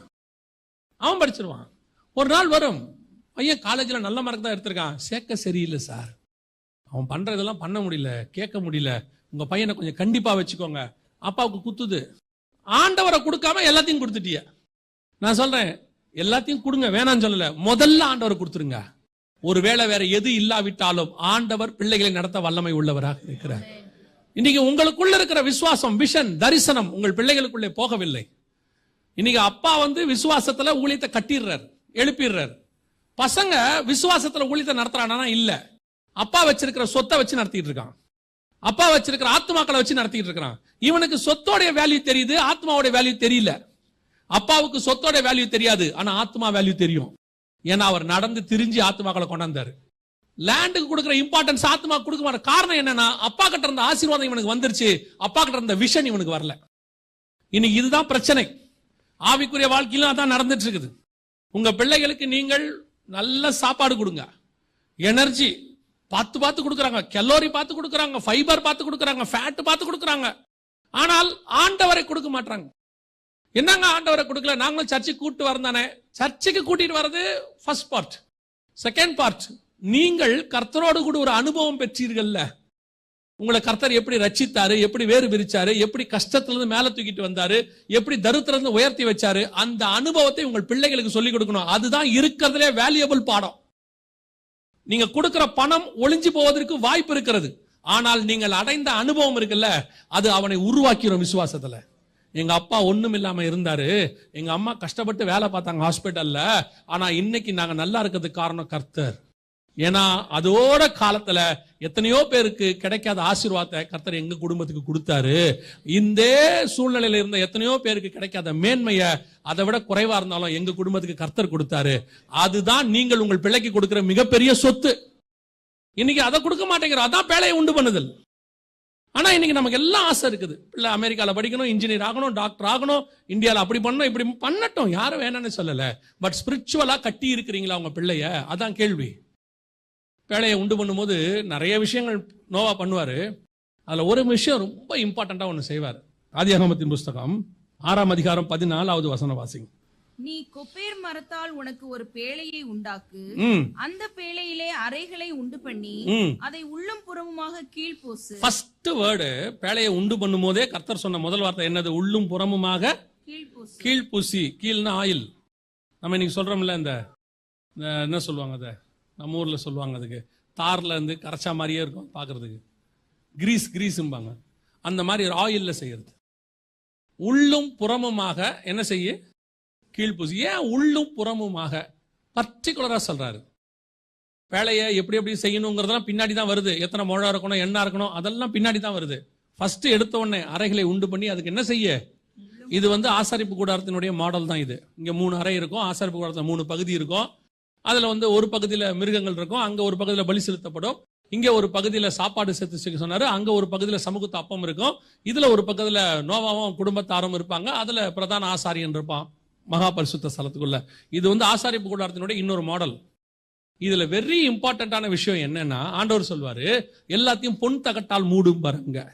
இங்க சொல்றாரு எல்லாத்தையும் ஃபர்ஸ்ட் என்ன செஞ்சிரு? உள்ளும் புறமும் ரெண்டுமே அபிஷேகத்தை குறிக்குது. ரெண்டுமே பரிசுத்த ஆவியானவர், அபிஷேகம் என்னும் ஆயில். இதுதான் ஆண்டவர் உள்ளும் புறமும். இப்ப ஆண்டவர் சொல்லுவார், உடன்படிக்கை பெட்டியை முழுவதும் பொன் தகட்டால் மூடு. ஒரு மரத்துல செய்யி, ஆனா எதுல மூடு? பொன் தகட்டால் மூடு. அதோட அர்த்தம் என்னன்னா, நம் மாம்சத்தின் மேல பரிசுத்த ஆவியானவர் மூடி இருக்கணும். அங்க சொல்றாரு கோப்பேர் மரத்துல செஞ்சு உள்ளும் புறமும் எதுல மூடு? கீழ் பூசு, ஆயில்ல மூடு. முதல்ல உங்க குடும்பத்தை நீங்கள் எதுல பேழையை காப்பாற்றணும், எதுல நீங்க நடத்தணும்னு கேட்டா பரிசுத்த ஆவிக்குள்ள வச்சு நடத்தணும். பரிசுத்த ஆவிக்குள்ள வச்சு ஆலோசனை கொடுக்கணும். இன்னைக்கு உங்களுக்கு கொடுக்கிற ஆலோசனை எல்லாம் மாம்ச ஆலோசனை. எல்லாம் நீங்க கொடுக்கிற எல்லா ஆலோசனையும் மாம்ச ஆலோசனை. உங்களுக்கு உள்ளேயும் சரி வெளியும் சரி பரிசுத்த ஆவியால் நடத்தப்படுகிறவர்களால் நீங்கள் இருப்பீர்களானால் உங்கள் பேழை முழுவதும் பாதுகாப்பாக இருக்கும், உங்கள் குடும்பம் பாதுகாப்பாக இருக்கும். இன்னைக்கு குடும்பத்துல ஆவியானவர் இருக்கிறாரா? ஆவியானவர் உங்க பிள்ளைகள் 13 வயசு ஆகி போச்சு, சபை 13 வயசு கூட அவசியமே இல்லை. நான் சொல்லுவேன், உங்க பிள்ளைகளை சபை கூட்டு பாருங்க. அபிஷேக கூட்டத்தில் இருக்கும்போது சின்ன வயசுலயே கர்த்தர் பிள்ளைகளை நிரப்ப வல்லமை உள்ளவராக இருக்கிறார். இன்னைக்கு நீங்க உங்க பிள்ளைகளை அபிஷேக கூட்டத்துக்குள்ள நடத்துறீங்களா? உங்க பிள்ளைகளுக்கு பரிசுத்த ஆவியை பத்தி கொடுப்பீங்களா? நம்மளை பொறுத்த வரைக்கும் என்ன தெரியுமா, ஒரு ப்ரொசீஜர் வச்சிருக்கிறோம். ஃபர்ஸ்ட் ரட்சிக்கப்படணும், அடுத்து ஞானசானம் எடுக்கணும், அப்புறமா தான் என்ன பெறணும்? பரிசுத்த ஆவி அபிஷேகத்தை பெறணும். ஆனால் நீங்கள் சபைக்கு பிள்ளையை கூட்டிட்டு வருகிற காலத்திலேயே உங்க பிள்ளையின் மேல ஒரு கீழை பூசுவதற்கு கர்த்தர் வல்லமை உள்ளவராய் இருக்கிறார். உங்கள் குடும்பத்தின் மேல அந்த அபிஷேகத்தை பூசுவதற்கு வல்லமை உள்ளவராய் இருக்கிறார். இன்னைக்கு நாம அந்த பரிசுத்தாவியினுடைய பாதுகாப்புல குடும்பம் கிடையாது. அதான் இங்க பிரச்சனை. இங்க என்ன பாதுகாப்புல இருக்குது குடும்பம்? இன்னைக்கு எதிர்காலம் பணத்துல பாதுகாப்பா இருக்கு, நல்ல வேலையில இருக்கு, சேர்த்து வச்சிருக்கிறதான சொத்துக்கள்ல இருக்கு. இதுல தான் குடும்பம் ஸ்டெபிலிட்டியா இருக்குன்னு நாம நினைச்சுக்கிட்டு இருக்கிறோம். இப்பவும் சொல்றேன், இது எல்லாம் ஒளிந்து போக வாய்ப்பு இருக்கிறது. ஆனால் உங்களையும் என்னையும் கரம் பிடித்த கர்த்தர் விடுவதற்கு வாய்ப்பே கிடையாது. அவர் நம்மை மூடி இருப்பாரானால் எந்த சூழ்நிலையும் காப்பாத்தி கொண்டாந்துருவார். எல்லாத்தையும் இப்ப பாருங்க, ஆபிரகாமுடைய ஆசீர்வாதமும் ஈசாக்குடைய ஆசீர்வாதமும் யாக்கோபுடைய ஆசீர்வாதம் நம்ம பேசுறோம், முற்பிதாக்கள் ஆசீர்வாதம் சொல்றோம். இதை நம்ம என்ன நினைச்சுக்கிறோம்னா, நம்ம ஆபிரகாமின் ஆசீர்வாதம் புறஜாதியாருக்கு வரும்படிக்கு கலாத்தியர்ல சொல்லி இருக்குது. அதனால ஆபிரகாம் தேசத்தை சுதந்திரித்தார், நம்மளும் தேசத்தை சுதந்திரிப்போம். எத்தனை பேர் தேசத்தை சுதந்திரிச்சிருக்கிறீங்க சொல்லுங்க? நீங்க யாராவது ஆபிரகாம் சுதந்திரிச்ச மாதிரி தேசத்தை சுதந்திரிச்சிருக்கிறீங்களா? இது வரைக்கும் ஆபிரகாம் 4 நாட்டை சுதந்திரிச்சாரு. அவர் கொடுத்த எல்லைகள் அவர் சந்ததியா சுதந்திரிச்சாங்க. நம்ம யாராவது சுதந்திரிச்சிருக்கோமா நாட்டை? நம்மளை பொறுத்த வரைக்கும் 1200 ஸ்கொயர் ஃபீட்டு, மிஞ்சி போச்சுன்னா 2400 ஸ்கொயர் ஃபீட்டு, அதையும் மிஞ்சி போச்சுன்னா ஒரு 1/2 ஏக்கர் இல்ல 1 ஏக்கர். அப்ப இது எதை குறிக்குது? ஆபிரகாமின் ஆசீர்வாதம் நமக்கு சேர்றதுங்கிறது எதை குறிக்கிறது? வேர்ல்ட்ல உள்ளதை குறிக்குதானா? அது இஸ்ரவேல் இருக்கு, அவனை விட்டுருங்க. ஆபிரகாமின் ஆசீர்வாதங்கள் கிறிஸ்து இயேசு கிறிஸ்துவின் வழியாக புறஜாதியாருக்கு வர்றதுன்னா எதை குறிக்குது? எதை பத்தி ஆண்டவர் சொல்றாரு? இப்ப ஆபிரகாம் செல்வ சீமானாக இருந்தார்னு பைபிள் சொல்லுது, அப்படிதானே சொல்லுது? செல்வ சீமானாக இருந்தார். அப்ப ஆபிரகாம் தனக்கு உண்டான எல்லாவற்றையும் யாருக்கு கொடுத்தார்? ஈசாக்கு கொடுத்தார்னு வசனம் சொல்லுது. அப்ப ஈசாக்கு என்னவா இருக்கணும்? செல்வ சீமான தானே இருக்கணும். ஆனா 26ஆம் அதிகாரத்தை நீங்க வாசிக்கும் போது வசனம் சொல்லுது, ஈசாக்கு வர வர ஐஸ்வர்யம் உள்ளவனா நான் இருக்கு. நீங்க ஆதியாகமத்தின் புஸ்தகத்தை வாசிச்சு பாருங்க. ஆதியாகமத்தின் புஸ்தகம் 26ஆம் அதிகாரத்துல ஈசாக்கை குறித்து சொல்லும் பொழுது, அவன் ஐஸ்வர்யவானாகி வர வர விருத்தி அடைந்து மகா பெரியவன் ஆனான். அப்போ இவனுக்கு என்ன வரல? இவன் இப்பதான் என்ன ஆகுறான்? ஐஸ்வர்யன் ஆகுறான். அப்ப ஆபிரகாமுடைய எல்லாம் வந்திருந்தா இவன் என்னவா தான் இருந்திருக்கணும் ஏற்கனவே. அப்ப இவன் இப்பதான் ஐஸ்வர்யன் ஆகுறான்னு வசனம் சொல்லுது. அப்படின்னா என்ன அர்த்தம்? ஆபிரகாமுக்கு உள்ளதெல்லாம் அந்த அபிமெலேக்கு ஆட்கள் தூத்து போட்டாங்க, எல்லாத்தையும் எல்லாம் போயிருச்சு. சரி, இப்ப ஈசாக்கு இருக்கிறாரு. ஈசாக்குடைய ஆசீர்வாதம் யாருக்கு வரணும்? யாக்கோபு. இவர் ஐஸ்வர்யன் ஆயிட்டார்ல, அப்ப இந்த ஆசீர்வாதம் யாருக்கு வரணும்? யாக்கோபு எங்க இருந்தாரு? லாபான் வீட்டுல இருந்தாரு. அங்க எப்படி போனாரு? கோலும் கையுமா. வரும்போது எப்படி வந்தாரு? பெரும் பரிவாரத்தோட, இருபெரும் பரிவாரம் கொண்டாந்தாரு. அப்போ ஈசாக்குடைய ஆசீர்வாதம் யாருக்கு வரல? யாக்கோபுக்கு வரல. அவன் தனியா ஆசீர்வாதத்தை வாங்கிட்டு வரான். சரி, யாக்கோபின் ஆசீர்வாதம் யாருக்கு வரணும்? சேஷ்டபுத்திர பாகம் யாருக்கு போச்சு? யோசேப்புக்கு போச்சு. அப்படிதான் வசனம் சொல்லுது. யாக்கோபின் சேஷ்டபுத்திர பாகம் யோசேப்புக்கு போச்சு. யூதா ஜனத்திரளா இருந்தாலும் ராஜ்யபாரம் அவனுக்கு போச்சுன்னு சொல்லுது. அப்போ யாக்கோபுடைய ஆசீர்வாதம் யோசேப்புக்குன்னா, அப்ப யாக்கோபுடைய மொத்த பணமும் யாருக்கு போயிருக்கணும்? யோசேப்பு எங்க போனாரு? எப்படி இருந்தாரு?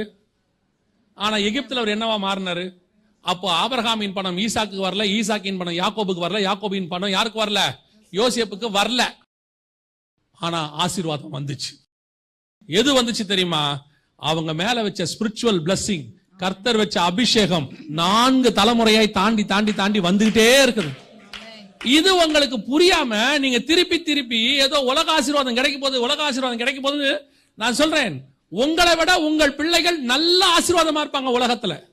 ஆனா நீங்க கொடுக்க வேண்டியது உலகத்தின் ஆசீர்வாதத்தை அல்ல, இயேசு கிறிஸ்துவை, அபிஷேகத்தை, பரிசுத்த ஆவியானவரை கொடுத்து பாருங்க. உங்கள்ல இருந்து அப்படியே தொடங்கி அவனை 2 மடங்கு ஆசீர்வச்சிருவான் ஆண்டவர்.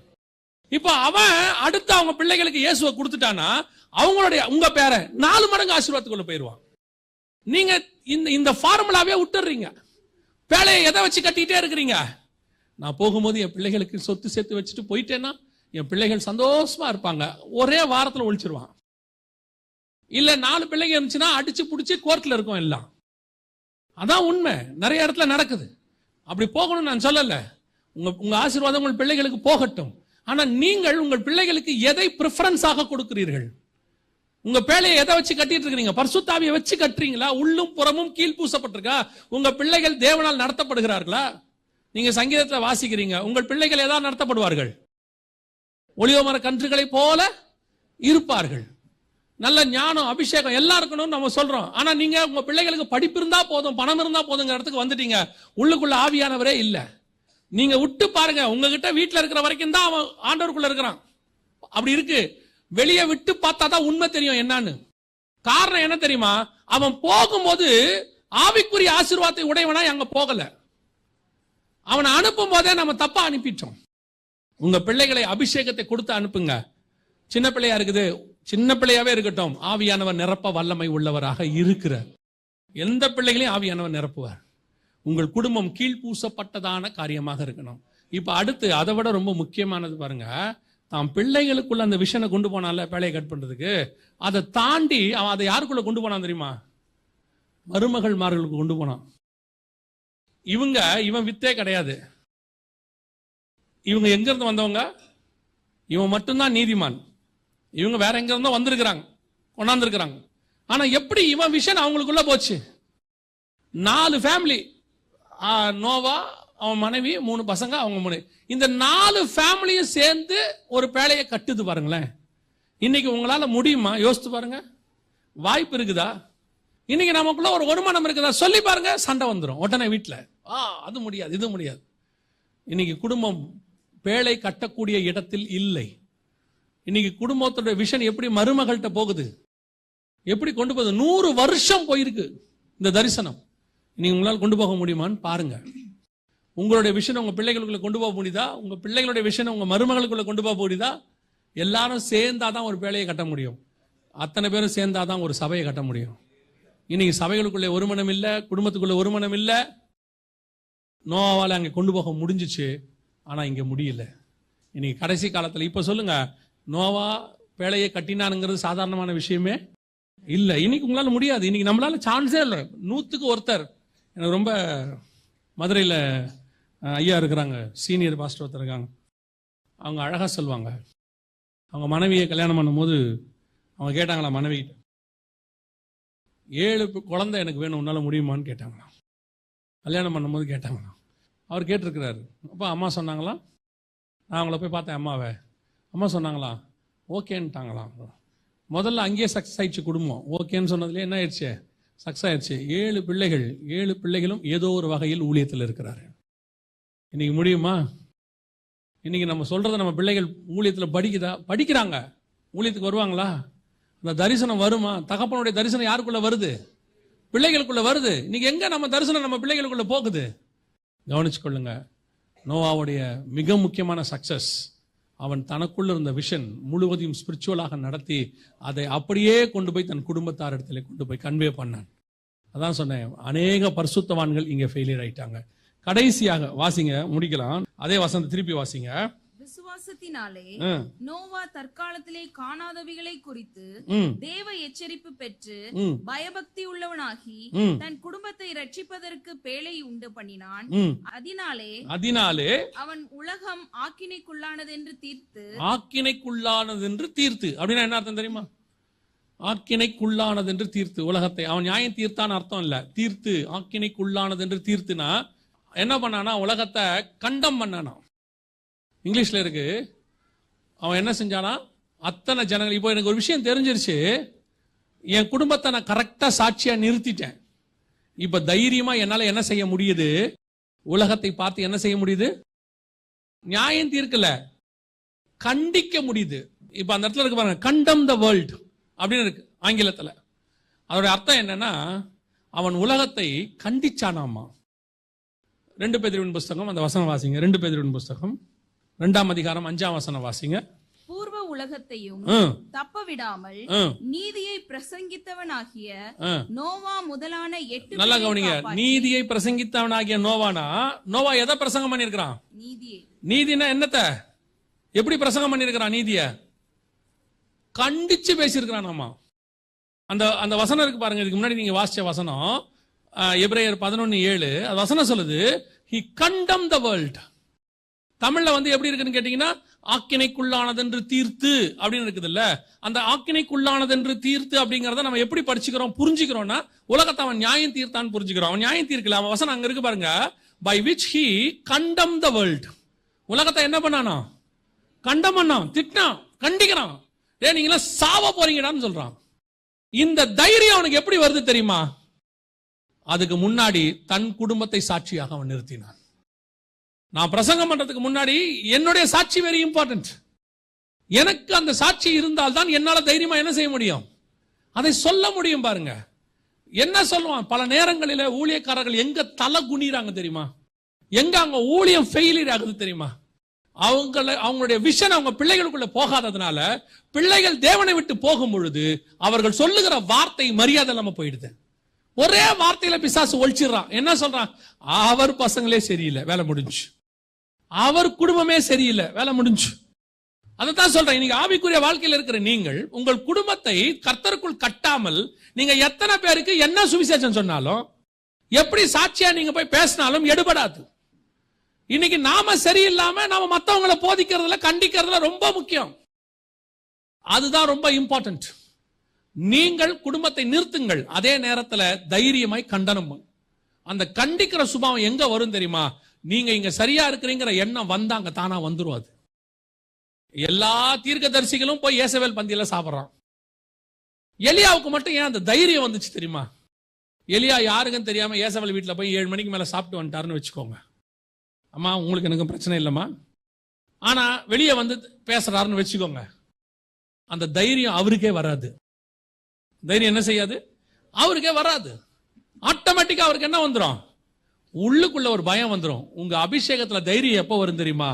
நான் என் அளவில் இங்க யாரும் பர்ஃபெக்ட் கிடையாது. இயேசு கிறிஸ்து மாதிரி ஒருத்தரும் பர்ஃபெக்ட் கிடையாது. நான் ஃபாலோ பண்ற உபதேசத்தில் நான் பர்ஃபெக்டா இருக்கிறேங்கிற எண்ணம் வந்தா போதும், you will be stand for the witnessing, you will stand for the testimony for the God. அந்த தைரியம் வந்துடும். இன்னைக்கு அந்த தைரியம் ஏன் வரமாட்டேங்குது? பல நேரங்களில் சில பாவங்கள் நமக்கு வெளியே தெரியாததுனால நாம வெளியே கொஞ்சம் அப்படியே கௌரவமா அப்படியே அலைஞ்சிட்டே இருக்கிறோம். நான் சொல்றேன், அந்த பாவத்தை நீங்க விட்டுருங்க. அந்த பாவத்துல இருந்து வெளியே வந்துருங்க. உங்களை அறியாமலேயே ஒரு ஸ்பிரிச்சுவல் தைரியம் உங்களுக்கு வரும். யார் என்ன செய்ய முடியும்? பேசிட்டு போவோம், உள்ளதை சொல்லுவோம், சத்தியத்தை சொல்லுவோம். அதுக்கப்புறம் அவன் பேசுனது அதுக்கு மிஞ்சி பாவமாயிருக்கும். அவன் பேசுறானா பேசிட்டு போட்டோம், இல்லாததை பேசினா. எனக்கு ஒரு பரிசுத்தவன் சொல்லி கொடுத்தார், நாகர்கோயில்ல ஆசாரிய பள்ளத்தில் இருக்கிறாரு. ஒரு 73 வயசு ஆச்சு அவருக்கு. அந்த பரிசுத்தவன் சொன்னார், ஒரு தடவை அவரை போய் பார்க்கும்போது, இந்த மாதிரிலாம் பேசுறாங்க பாஸ்டர், சில காரியங்கள்லாம் இல்லாத காரியங்கள்லாம் பேசுறாங்க அப்படின்னும் போது அந்த பரிசுத்தவான் சொன்னாரு, பாஸ்டர் இப்போ நீங்க அந்த விஷயத்தை செஞ்சீங்களா அப்படின்னாரு. இல்ல பாஸ்டர். அப்புறம் ஏன் கவலைப்படுறீங்க? 2 விஷயம்தான் அப்படின்னாரு. ஒன்று, செஞ்சிட்டீங்களா? ஒரு வேலை செஞ்சிட்டீங்களா? அதை விட்டு வெளியே வந்துருங்க. மன்னிக்கிற தேவன் ஒருத்தர் இருக்கிறாரு. மன்னிப்பு கேட்டு திருப்பி அதை செய்யாதீங்க. ஒரு வேலை செய்யலையா, தைரியமா இருங்க, உங்களுக்காக தேவன் வழக்காடுவார். அவ்வளவுதான், முடிஞ்சு போச்சு. இதுதான் சத்தியம். இன்னைக்கு நமக்கு அந்த தைரியம் ஏன் வர மாட்டேங்குது? நமக்கே தெரியுது. உலகத்தை வெறுக்கணும்னு பேசினா முதல்ல நீங்க வெறுத்தா தானே உலகத்தை வெறுக்கிறத பத்தி பேச முடியும். நானே உலகத்து மேல ஆசையாக இருந்தா இருதயத்தின் நிறைவினால் வாய், ஆட்டோமேட்டிக்கா ஏன் வாயிலிருந்து வரது அதை பத்தி தானே இருக்கும். நான் உலகத்துல உள்ள காரியங்களை குறித்து நான் பாவத்தை குறித்து தைரியமா எதிர்க்க முடியுதுன்னா நம்ம பேசணும்னா அப்புறம் பேச முடியும். நானே பாவத்துல விழுகிற போது அந்த சப்ஜெக்ட நான் என்ன செய்ய மாட்டேன்? பேச மாட்டேன். ஏன் பேச மாட்டேன்? நான் அதை பேசும்போது எனக்கு அது குத்தம். அந்த சப்ஜெக்ட் எனக்கு குத்தம். ஏன் நம்மளே இதை செஞ்சுட்டு இருக்கிறோமே, அது எப்படி அப்படின்னு. அதைத்தான் நான் உங்களுக்கு சொல்றேன். மிக முக்கியமாக அந்த பிரசங்கம் எப்பவுமே தைரியமுடிதா இருக்கணும். 2வது, நம்மளை பேசுவதுக்கு தான் கர்த்தர் வச்சிருக்கிறார். தைரியமா சுவிசேஷம் சொல்லுங்க. நம்ம கிட்ட இருக்கிற காஸ்பல் இருக்குது, அது விலையேற பெற்றது. இதை என்ன செய்ய வேண்டிய அவசியம் இல்லை, கெஞ்சி கூத்தாடி கொடுக்க வேண்டிய அவசியம் இல்லை. எந்த ஒரு பொருளுமே நல்லா கவனிச்சு பாருங்களேன், ரொம்ப விலையேறப்பட்ட பொருளை உங்க வீட்டுக்கு கெஞ்சி கூத்தாடி கொடுக்க மாட்டாங்க. அதுக்கு ஒரு வேல்யூ இருக்குதுன்னா வாங்கிட்டு போவாங்க. என்ன கேட்டா நான் சொல்லுவேன், நல்ல வேல்யூ உள்ள பொருளுக்கு விளம்பரமே வராது. நல்ல வேல்யூ உள்ள பொருளுக்கு என்ன செய்யாது? விளம்பரமே வராது. ஆனா அது எல்லாத்தோட நிறைய வித்துக்கிட்டே இருக்கும். இது எல்லாத்தை விட உங்ககிட்ட இருக்கிற சத்தியம் மேன்மையானது. இதை நீங்க என்ன செய்றீங்க? பயந்து பேசிட்டு இருக்கிறீங்க. ஆரம்பத்துல நோவா பத்தி வசனம் சொல்லுது, he condemned the world. உலகத்தை கண்டித்து உணர்த்தினார். கடைசியா பரிசுத்த ஆவியானவர் பாவத்தை குறித்தும் நீதியை குறித்தும் உலகத்தை கண்டித்து உணர்த்துவார். இதுதான் ஃபைனல். தைரியமா சொல்லுங்க. பிள்ளைங்கிட்ட நீங்க பேசும்பொழுது, சில விஷயத்தை பேசும்பொழுது நீங்கள் அதை செய்யாம இருந்தா தைரியமா பேசுவீங்க. இல்ல நீங்க செய்யும் போது அடுத்த வார்த்தை பிள்ளை சொல்லும், நீங்க கூட தான் அதை செய்வீங்க. உடனே நீங்க சொல்வீங்க, நானும் நீயும் ஒண்ணா, நான் செஞ்சா நீயும் செய்வியா? பிள்ளை என்ன சொல்லுது? நீ செஞ்சா நான் செய்வேன்னு அர்த்தம் இல்லை. என்ன கண்டிக்கிறியா, நீங்க அதை செய்யாம இருங்க, அவ்வளவுதான். நான் நீங்க சொல்லி இல்லை, உங்களை பார்த்து கத்துக்கிறேன்னு சொல்லுது. அவ்வளவுதான் சுவிசேஷமும். நீ என்னை கண்டிக்கணும்னா முதல்ல நீ அந்த ஸ்தானத்துல என்னவா இருக்கணும்? பர்ஃபெக்டாக இருக்கணும். கடைசியாய் ஒரு காரியத்தை சொல்லி முடிக்கிறேன், வாசியுங்கள். அதே வசனத்தை வாசிங்க, முடிக்கலாம். விசுவாசத்தினாலே நோவா தற்காலத்திலே காணாதவைகளை குறித்து தேவ எச்சரிப்பு பெற்று பயபக்தி உள்ளவனாகி தன் குடும்பத்தை ரட்சிப்பதற்கு பேழையை உண்டு பண்ணினான். அதனாலே அவன் உலகம் ஆக்கினைக்குள்ளானதென்று தீர்த்து விசுவாசத்தினால் உண்டாகும் நீதிக்கு சுதந்திரவாளியானான். விசுவாசத்தினால் உண்டாகும் நீதிக்கு சுதந்திரவாளியானான். இதான் ஆசீர்வாதம். இவ்வளவு காரியத்தை நீங்க செஞ்சிட்டீங்கன்னா இப்ப நோவா என்னவாயிடுவான் தெரியுமா? எல்லாம் அழிஞ்சு போச்சு. நியூ வேர்ல்ட், நியூ கவர்னன்ட் வந்துருச்சு. ஆண்டவர் புது பிரமாணத்தை கொண்டு வந்துட்டாரு. இப்போ உலகம் எப்படி இருக்குது? தண்ணியில கழுவப்பட்டு புதுசா இருக்கு. மொத்த உலகத்துக்கும் யார் தான் இப்ப கண்ட்ரோல்? நோவா கிட்ட வந்துச்சு. இவ்வளவு காரியத்தை அவன் செஞ்சு முடிக்கும் போது ஆண்டவர் புதிய காரியத்துக்கு அவனை அதிபதியாய் மாத்தி நிக்க வச்சுட்டார். அந்த ஹேர்ன்ஸ்ன்ற வார்த்தை இருக்குதுல்ல, அவன் சுதந்திரவாளியான இருக்குல்ல, நம்ம லோக்கல் வார்த்தையில சொன்னா வாரிசானான். அது எல்லாத்துக்கும் அவன் தான் என்னவாயிட்டான்? வாரிசாயிட்டான். எதுக்கு வாரிசாயிட்டான்? முழு உலகத்துக்கும் வாரிசாயிட்டான். முழு கவர்னன்ட், புதுசா நியாயப்பிரமாணம் வரப்போகுது. ஆண்டவர் அவன்கிட்ட சொல்லுவார், நோவா கிட்ட சொல்லுவாரு, இனி நான் என்ன செய்வேன்? சகோதரன் ரத்தத்துக்கு அவன் சகோதரன் இடத்துல நான் என்ன செய்வேன்? பழி வாங்குவேன். பிரமாணம் வருது, இப்பதான் உள்ள லா வருது. இந்த நியூ லாவை யாரை வச்சு கொண்டு வராரு? நோவா வச்சு கொண்டு வராரு. அப்போ நியாயப்பிரமாணத்தினுடைய ஃபர்ஸ்ட் அந்த லாவை யாரை வச்சு இம்ப்ளிமெண்ட் பண்றாரு? நோவா வச்சு இம்ப்ளிமெண்ட் பண்றாரு. அப்படின்னா ஆண்டவர் சொல்ற இத்தனை காரியத்தை நீங்கள் செய்யும் போது நம்ம அத்தனை பேருமே இந்த உலகத்துல உடனே உங்களுக்கு சொல்லிடுறாங்க, புதிதான காரியத்தை பெற்றுக்கொள்வீர்கள். அதை சொல்லல, இங்கிருந்து புறப்பட்டு புதிய உலகத்துக்கு நாம போக போகிறோம். புதிய பிரமாணத்துக்குள்ள போக போறோம். அது நித்திய பிரமாணம். அங்கே மரணம் என்பதில்லை, பாவம் என்பதில்லை, கண்ணீர் இல்லை. அப்படி ஒரு ஆசீர்வாதமான பிரமாணத்தை நாம் சுதந்திரிப்பதுக்காகத்தான் இந்த பேழையை இவ்வளவு கஷ்டப்பட்டு கட்ட சொல்றோம். அவர் எதுக்கு நம்மளை இவ்வளவு தூரம் மீட்டெடுத்தாருன்னா, இதை தாண்டி ஒரு நியூ கவர்னன்ட் வரப்போகுது. இதை தாண்டி நம்ம நியூ வேர்ல்டுக்குள்ள போக போறோம். இதுல இருந்து எல்லாம் புதிதாக்கி நமக்கு ஆண்டவர் தரப்போகிறார். அதுதான் கர்த்தர் நமக்கு நியமிச்சிருக்கிற பரலோகம். அங்கே போவதற்கு தான் இவ்வளத்தையும் ஆண்டவர் செய்ய சொல்றார். முதலாவதாக, நான் இந்த உலகத்தில் வரக்கூடிய நியாய தீர்ப்பு அதை பத்தினதான விஷன் உள்ளவனா இருக்கணும். ரெண்டாவது, அந்த விஷனை பெற்றுக்கொள்றது முக்கியமல்ல, அதற்கு நான் பயபக்தி உள்ளவனாக இருக்கணும். எனக்கு கிடைக்கக்கூடிய பிரமாணத்துக்கு நான் என்னவா இருக்கணும்? பயபக்தி உள்ளவனா இருக்கணும். மூணாவது, அந்த பிரமாணத்துக்கு நான் என்னவா இருக்கணும்? பயபக்தி உள்ளவனாகி தன் குடும்பத்தை ரட்சிக்கும்படி. மூணாவது, அதை என் குடும்பத்துக்கு நான் கொண்டு போகணும். நான் மட்டுமல்ல, என் வீட்டாரும் ரட்சிக்கப்படணும். நான்காவது, அதை நான் என்ன செய்யணும்? பரிசுத்தாவில உள்ளும் புறமும் என்ன செய்யணும்? நடத்தணும். ஐந்தாவது, அதை அநேகருக்கு சொல்லணும். ஆறாவது, இந்த அஞ்சையும் நான் செஞ்சா ஆறாவது, கர்த்தர் எனக்கு கொடுக்கிற ஆசீர்வாதத்தை நான் சுதந்திரத்துக் கொள்வேன். அல்லேலூயா. இதுதான் நோவாவுக்கு கர்த்தர் கொடுத்த விஷன். மனுஷகுமாரன் வரும்போதும் இப்படித்தான் இருக்கும். வேதம் சொல்லுது, நோவா காலத்தில் எப்படி இருந்ததோ அப்படியே மனுஷகுமாரன் வரும்போதும் நடக்கும். இப்போ நோவா காலத்தில் நடந்த மாதிரி தான் இப்பவும் இருக்கு. ஆனால் நோவா எப்படி அந்த புது வேர்ல்டுக்குள்ள போனானோ, நாமும் புது வேர்ல்டுக்குள்ள போக போகிறோம், ஹெவனுக்குள்ள போக போகிறோம். அதுக்கு முன்னாடி செய்ய வேண்டியது இவ்வளவும் இருக்கு. அல்லேலூயா. நாம் ஜெபிக்க போகிறோம். எல்லாம் எழுந்திருக்கலாமா தேவ சமூகத்துல? உங்கள் குடும்பம் தான் ஆண்டவர் கொடுத்த ஃபர்ஸ்ட் சபை. ஆண்டவருக்கு விஷன் இருக்கு, உங்களை வச்சு முழு உலகத்தையும் காப்பாற்றணும், போய் சகல ஜாதிகளுக்கும் சுவிசேஷம் சொல்லுங்க. எல்லாம் கர்த்தருக்கு உங்க மேல விஷன் இருக்கு, அதுல எந்த மாற்று கருத்தும் இல்லை. உங்க குடும்பத்துக்கு உள்ளவங்களுக்கு இது போயிடுச்சா? உங்களுக்கு கொடுத்ததான இந்த காரியங்கள் உங்கள் குடும்பத்துக்குள்ள இந்த தரிசனம் கடந்து போச்சா? எத்தனையோ வேதத்தில் உள்ள பரிசுத்தவான்கள் பழைய ஏற்பாட்டில் அதை மிஸ் பண்ணிட்டாங்க. அவங்க பிள்ளைகளுக்குள்ள அதை கொண்டு போக முடியல.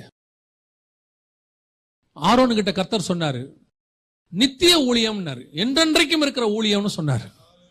ஆனா அதே தேவன் தான் சொல்றாரு, நான் ஆரோனுக்கு சொல்லி இருந்தும் அதை உன்னிடத்துல இருந்து நான் எடுத்து போடுவேன் ஏலி கிட்ட சொன்னார்.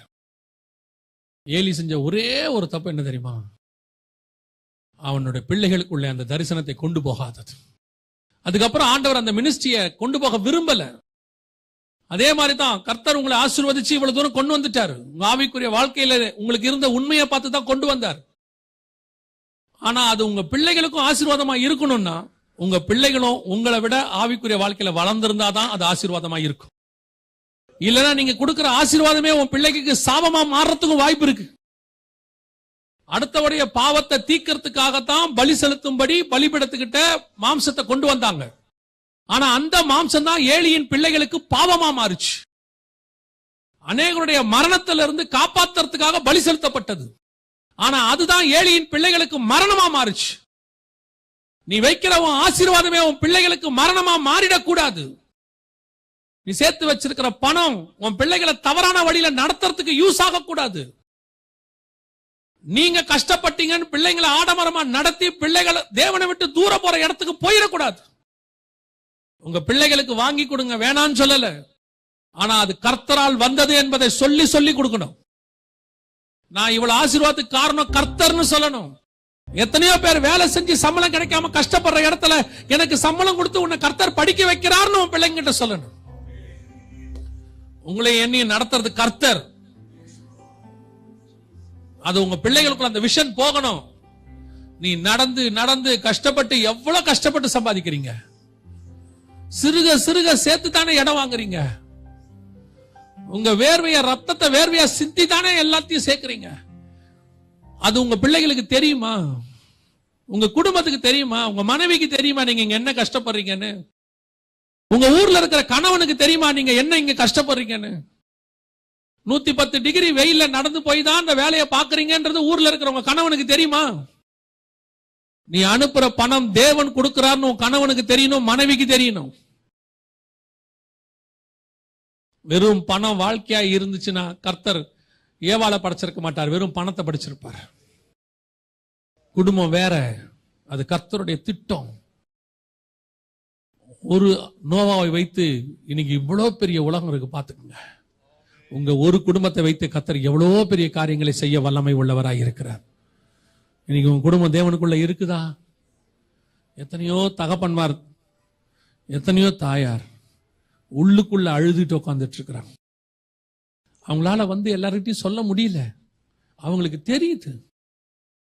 ஒரு பெரிய ஊழியக்காரர் தனிப்பட்ட முறையில் என்கிட்ட பேசும்போது சொன்னாரு, என் பிள்ளை என் கையை விட்டு போயிருச்சு ஜெகன்னு சொன்னார். இந்த மாதிரி ஒரு செய்தியை கேட்ட போது அவர் என்கிட்ட சொன்னாரு, என் மகன் என் கையை விட்டு போயிட்டான் ஜெகன் அப்படின்னார். என்னையா நடந்ததுன்னு கேட்டேன். அவர் சில காரியங்களை சொல்லும் போது இருதயம் உடைஞ்சு போச்சு. தயவு செய்து கர்த்தர் கொடுத்த பேழை உங்கள் குடும்பம், அது உள்ளும் புறமும் கீழ் பூசுங்க. பரிசுத்த ஆவியானவர்கிட்ட ஒப்பு கொடுங்க. எல்லாத்த விட உங்க பிள்ளையுடைய ஆத்துமா தான் முக்கியம். அது ஆவியானவர்கிட்ட ஒப்பு கொடுங்க. இவ்வளவும் கேட்டுட்டு நீங்க நிர்விசானமா போனீங்கன்னா உங்க பிள்ளை ஒருவேளை பாதாளத்துக்கு போனா அதுக்கு உங்க பிள்ளை காரணம் இல்ல, நீங்க தான் காரணம். ஆண்டவர் சொல்றார் ஏலியை பார்த்து, நீ உன் பிள்ளைகளை கண்டிக்கவில்லை. அதே வார்த்தையை சொல்றார், நீ உன் பிள்ளைகளை கண்டிக்கவில்லை. இன்னொரு இடத்துல சொல்றாரு ஏலியை பார்த்து, நீ என்னை பார்க்கிலும் உன் குமாரரை அதிகமாய் நேசிப்பானேன். ஒப்பு கொடுப்போமா தேவ சமூகத்துல? முழு குடும்பத்தையும் ஒப்பு கொடுப்போமா? ஒருவேளை சூழ்நிலை நிமித்தம் ரட்சிக்கப்படாத கணவனையோ மனைவியோ நீங்க கல்யாணம் பண்ணி இருந்தீங்கன்னா அவங்களுக்காக ஜெபம் பண்ணுங்க. உங்க ஜெபத்தை கர்த்தர் நிச்சயம் கேட்பார். சில நேரத்தில் நமக்கே தெரியாம இந்த சூழ்நிலைகள் நடக்கும். கட்டாயத்தின் பேர்லயோ குடும்பத்தின் பேர்லயோ அல்ல தெரியாமலையோ அறியாமையிலோ அது நடந்திருக்கும். அந்த நேரத்தில் அது பிள்ளைகளுக்கும் போராட்டமாக இருக்கும். ரட்சிக்கப்படாத மனைவி இருந்தாங்கன்னா அது பிள்ளைகள் ஆவிக்குரிய வாழ்க்கைக்கு தடையா இருக்கும். ரட்சிக்கப்படாத கணவன் இருந்தா அது பிள்ளைகளுடைய ஆவிக்குரிய வாழ்க்கைக்கு அது தடையா இருக்கும். அந்த நேரத்தில் நீங்க ஒப்பு கொடுத்து ஜெபிக்க வேண்டியது அவசியமா இருக்கு. கணவனையும் ரட்சிக்கணும், பிள்ளைகளையும் ரட்சிக்கணும். அது ஆண்டவரால மட்டும்தான் முடியும். ஒப்பு கொடுப்போமா? நீங்கள் பரலோகத்துக்குள்ள போகும் பொழுது, நியூ வேர்ல்டுக்குள்ள போகும்போது உங்களால இந்த வேர்ல்ட்ல இருந்து எதையும் கொண்டு போக முடியாது. ஆனா ரட்சிப்புக்குள்ள நடத்தின உங்க குடும்பத்தை கண்டிப்பா கொண்டு போக முடியும். அங்க குடும்பம்னு தெரியாது, ஆனா நீ பரலோகத்துல கொண்டு போய் சேர்த்திருப்பீங்க. அவங்கள நீங்கள் சம்பாதிச்ச ஆத்துமாக்கள் அவங்க முதன்மையானவங்களா இருப்பாங்க. ஒப்பு கொடுப்போமா தேவ சமூகத்துல? குடும்பத்துக்காக ஜெபிக்க விரும்புறவங்க, குறிப்பா உங்க குடும்பத்துல இந்த மாதிரி சூழ்நிலைகள்ல கணவன் இருக்கிறாங்க, மனைவி இருக்கிறாங்க, பிள்ளைகள் இருப்பாங்கன்னா உங்க கரங்களை ஆண்டவருக்கு நேராக உயர்த்தி, ஆண்டவரே என் முழு குடும்பம் ரட்சிக்குள்ள வரணும் ஆண்டவரே, இன்னும் அவங்கெல்லாம் உங்களை அறிகிற அறிவுல வரணும், உண்மை உறுதியாய் பற்றி கொள்ளுகிற இடத்துல வரணும். எத்தனையோ பேர் இன்னும் ஆண்டவரே எங்க பிள்ளைகள் பாவத்துக்குள்ள இருக்கிறாங்க, நாங்க தான் கிறிஸ்தவ பேர் வச்சிருக்கிறோம் பிள்ளைகளுக்கு, ஆனா அந்த பேருக்கு ஏத்த மாதிரி எங்க பிள்ளைங்க இல்ல, உலகத்துக்குள்ள போயிருக்கு, படிப்பு முக்கியம்னு சொல்லி ஒரு இடத்துக்கு அனுப்பிட்டோம், ஆனா அங்க பிள்ளைகள் கெட்டு போனார்கள். இப்போ சொல்றேன், வெளிநாட்டுக்கு போறது தப்பு இல்ல, கர்த்தர் சொல்லி அனுப்புங்க, அது கரெக்டா இருக்கும். கர்த்தர் சொல்ற இடத்துல பிள்ளை இருந்தால் எல்லா பிள்ளையும் கர்த்தர் பாதுகாத்துக் கொள்வார். கர்த்தர் சொல்லி தானியேல் பாபிலோன்ல இருந்தா பாபிலோன்ல தானியேலை பாதுகாக்க அவர் வல்லமை உள்ளவராக இருப்பார். ஒப்பு கொடுப்போமா தேவ சமூகத்துல? அப்படி ஜெபிக்க விரும்புறவங்களா கரங்களை ஆண்டவருக்கு நேராக உயர்த்து. சர்வ வல்லமை உள்ள எங்கள் தகப்பனே, இந்த அருமையான நாளுக்காய் உமக்கு நன்றி. நாங்கள் உடைய சமூகத்தில் வந்து உட்கார்ந்து இருக்கிறோம் ஆண்டவரே. எங்களுக்கு கொடுத்த நீங்க பெரிய ஈவுல ஒண்ணு எங்க குடும்பம் ஆண்டவரே. ஆண்டவரே, நாங்கள் இதை நாங்களும் எங்கள் குடும்பமும் பரலோகத்துக்குள்ளே பிரவேசிக்க கிருபை பாராட்டுங்க. எந்த சூழ்நிலையிலும் ஆண்டவரே நாங்கள் உம்மை விட்டு போய்விடாதபடி, எங்க குடும்பம் உங்களுக்கு தூரமாய் போய்விடாதபடி கிருபையுள்ள கரத்தில் எங்களை தாழ்த்துக்கிறோம் அப்பா. தூரத்தில் இருக்கிற எங்க பிள்ளைகளை நாங்க பார்த்துக்க முடியாத ஆண்டவரே, ஆனா நீங்க நினைச்சா தூரத்தில் இருக்க எங்க பிள்ளைகளை பத்திரமா பாதுகாத்துக் கொள்ள முடியும். எங்க பிள்ளைகளுக்கு விரோதமா போராடுகிற பிசாசின் கிரியைகளை நிர்மூலமாக்க முடியும். நெருங்கி வருகிற பாவங்கள் இருந்து எங்க பிள்ளைகளை வேலியடைச்சு பாதுகாத்துக் கொள்ள முடியும். உம்மால் கூடாத காரியம் ஒன்றுமில்லை ஆண்டவர். நீங்க தான்ப்பா எங்களை வேலியடைச்சு பாதுகாக்கிறவர். மகிமையுள்ள கரத்தில் தாழ்த்துகிறோம் எங்கள் ஆண்டவர் இயேசு கிறிஸ்துவின் நாமத்தில் பிதாவே.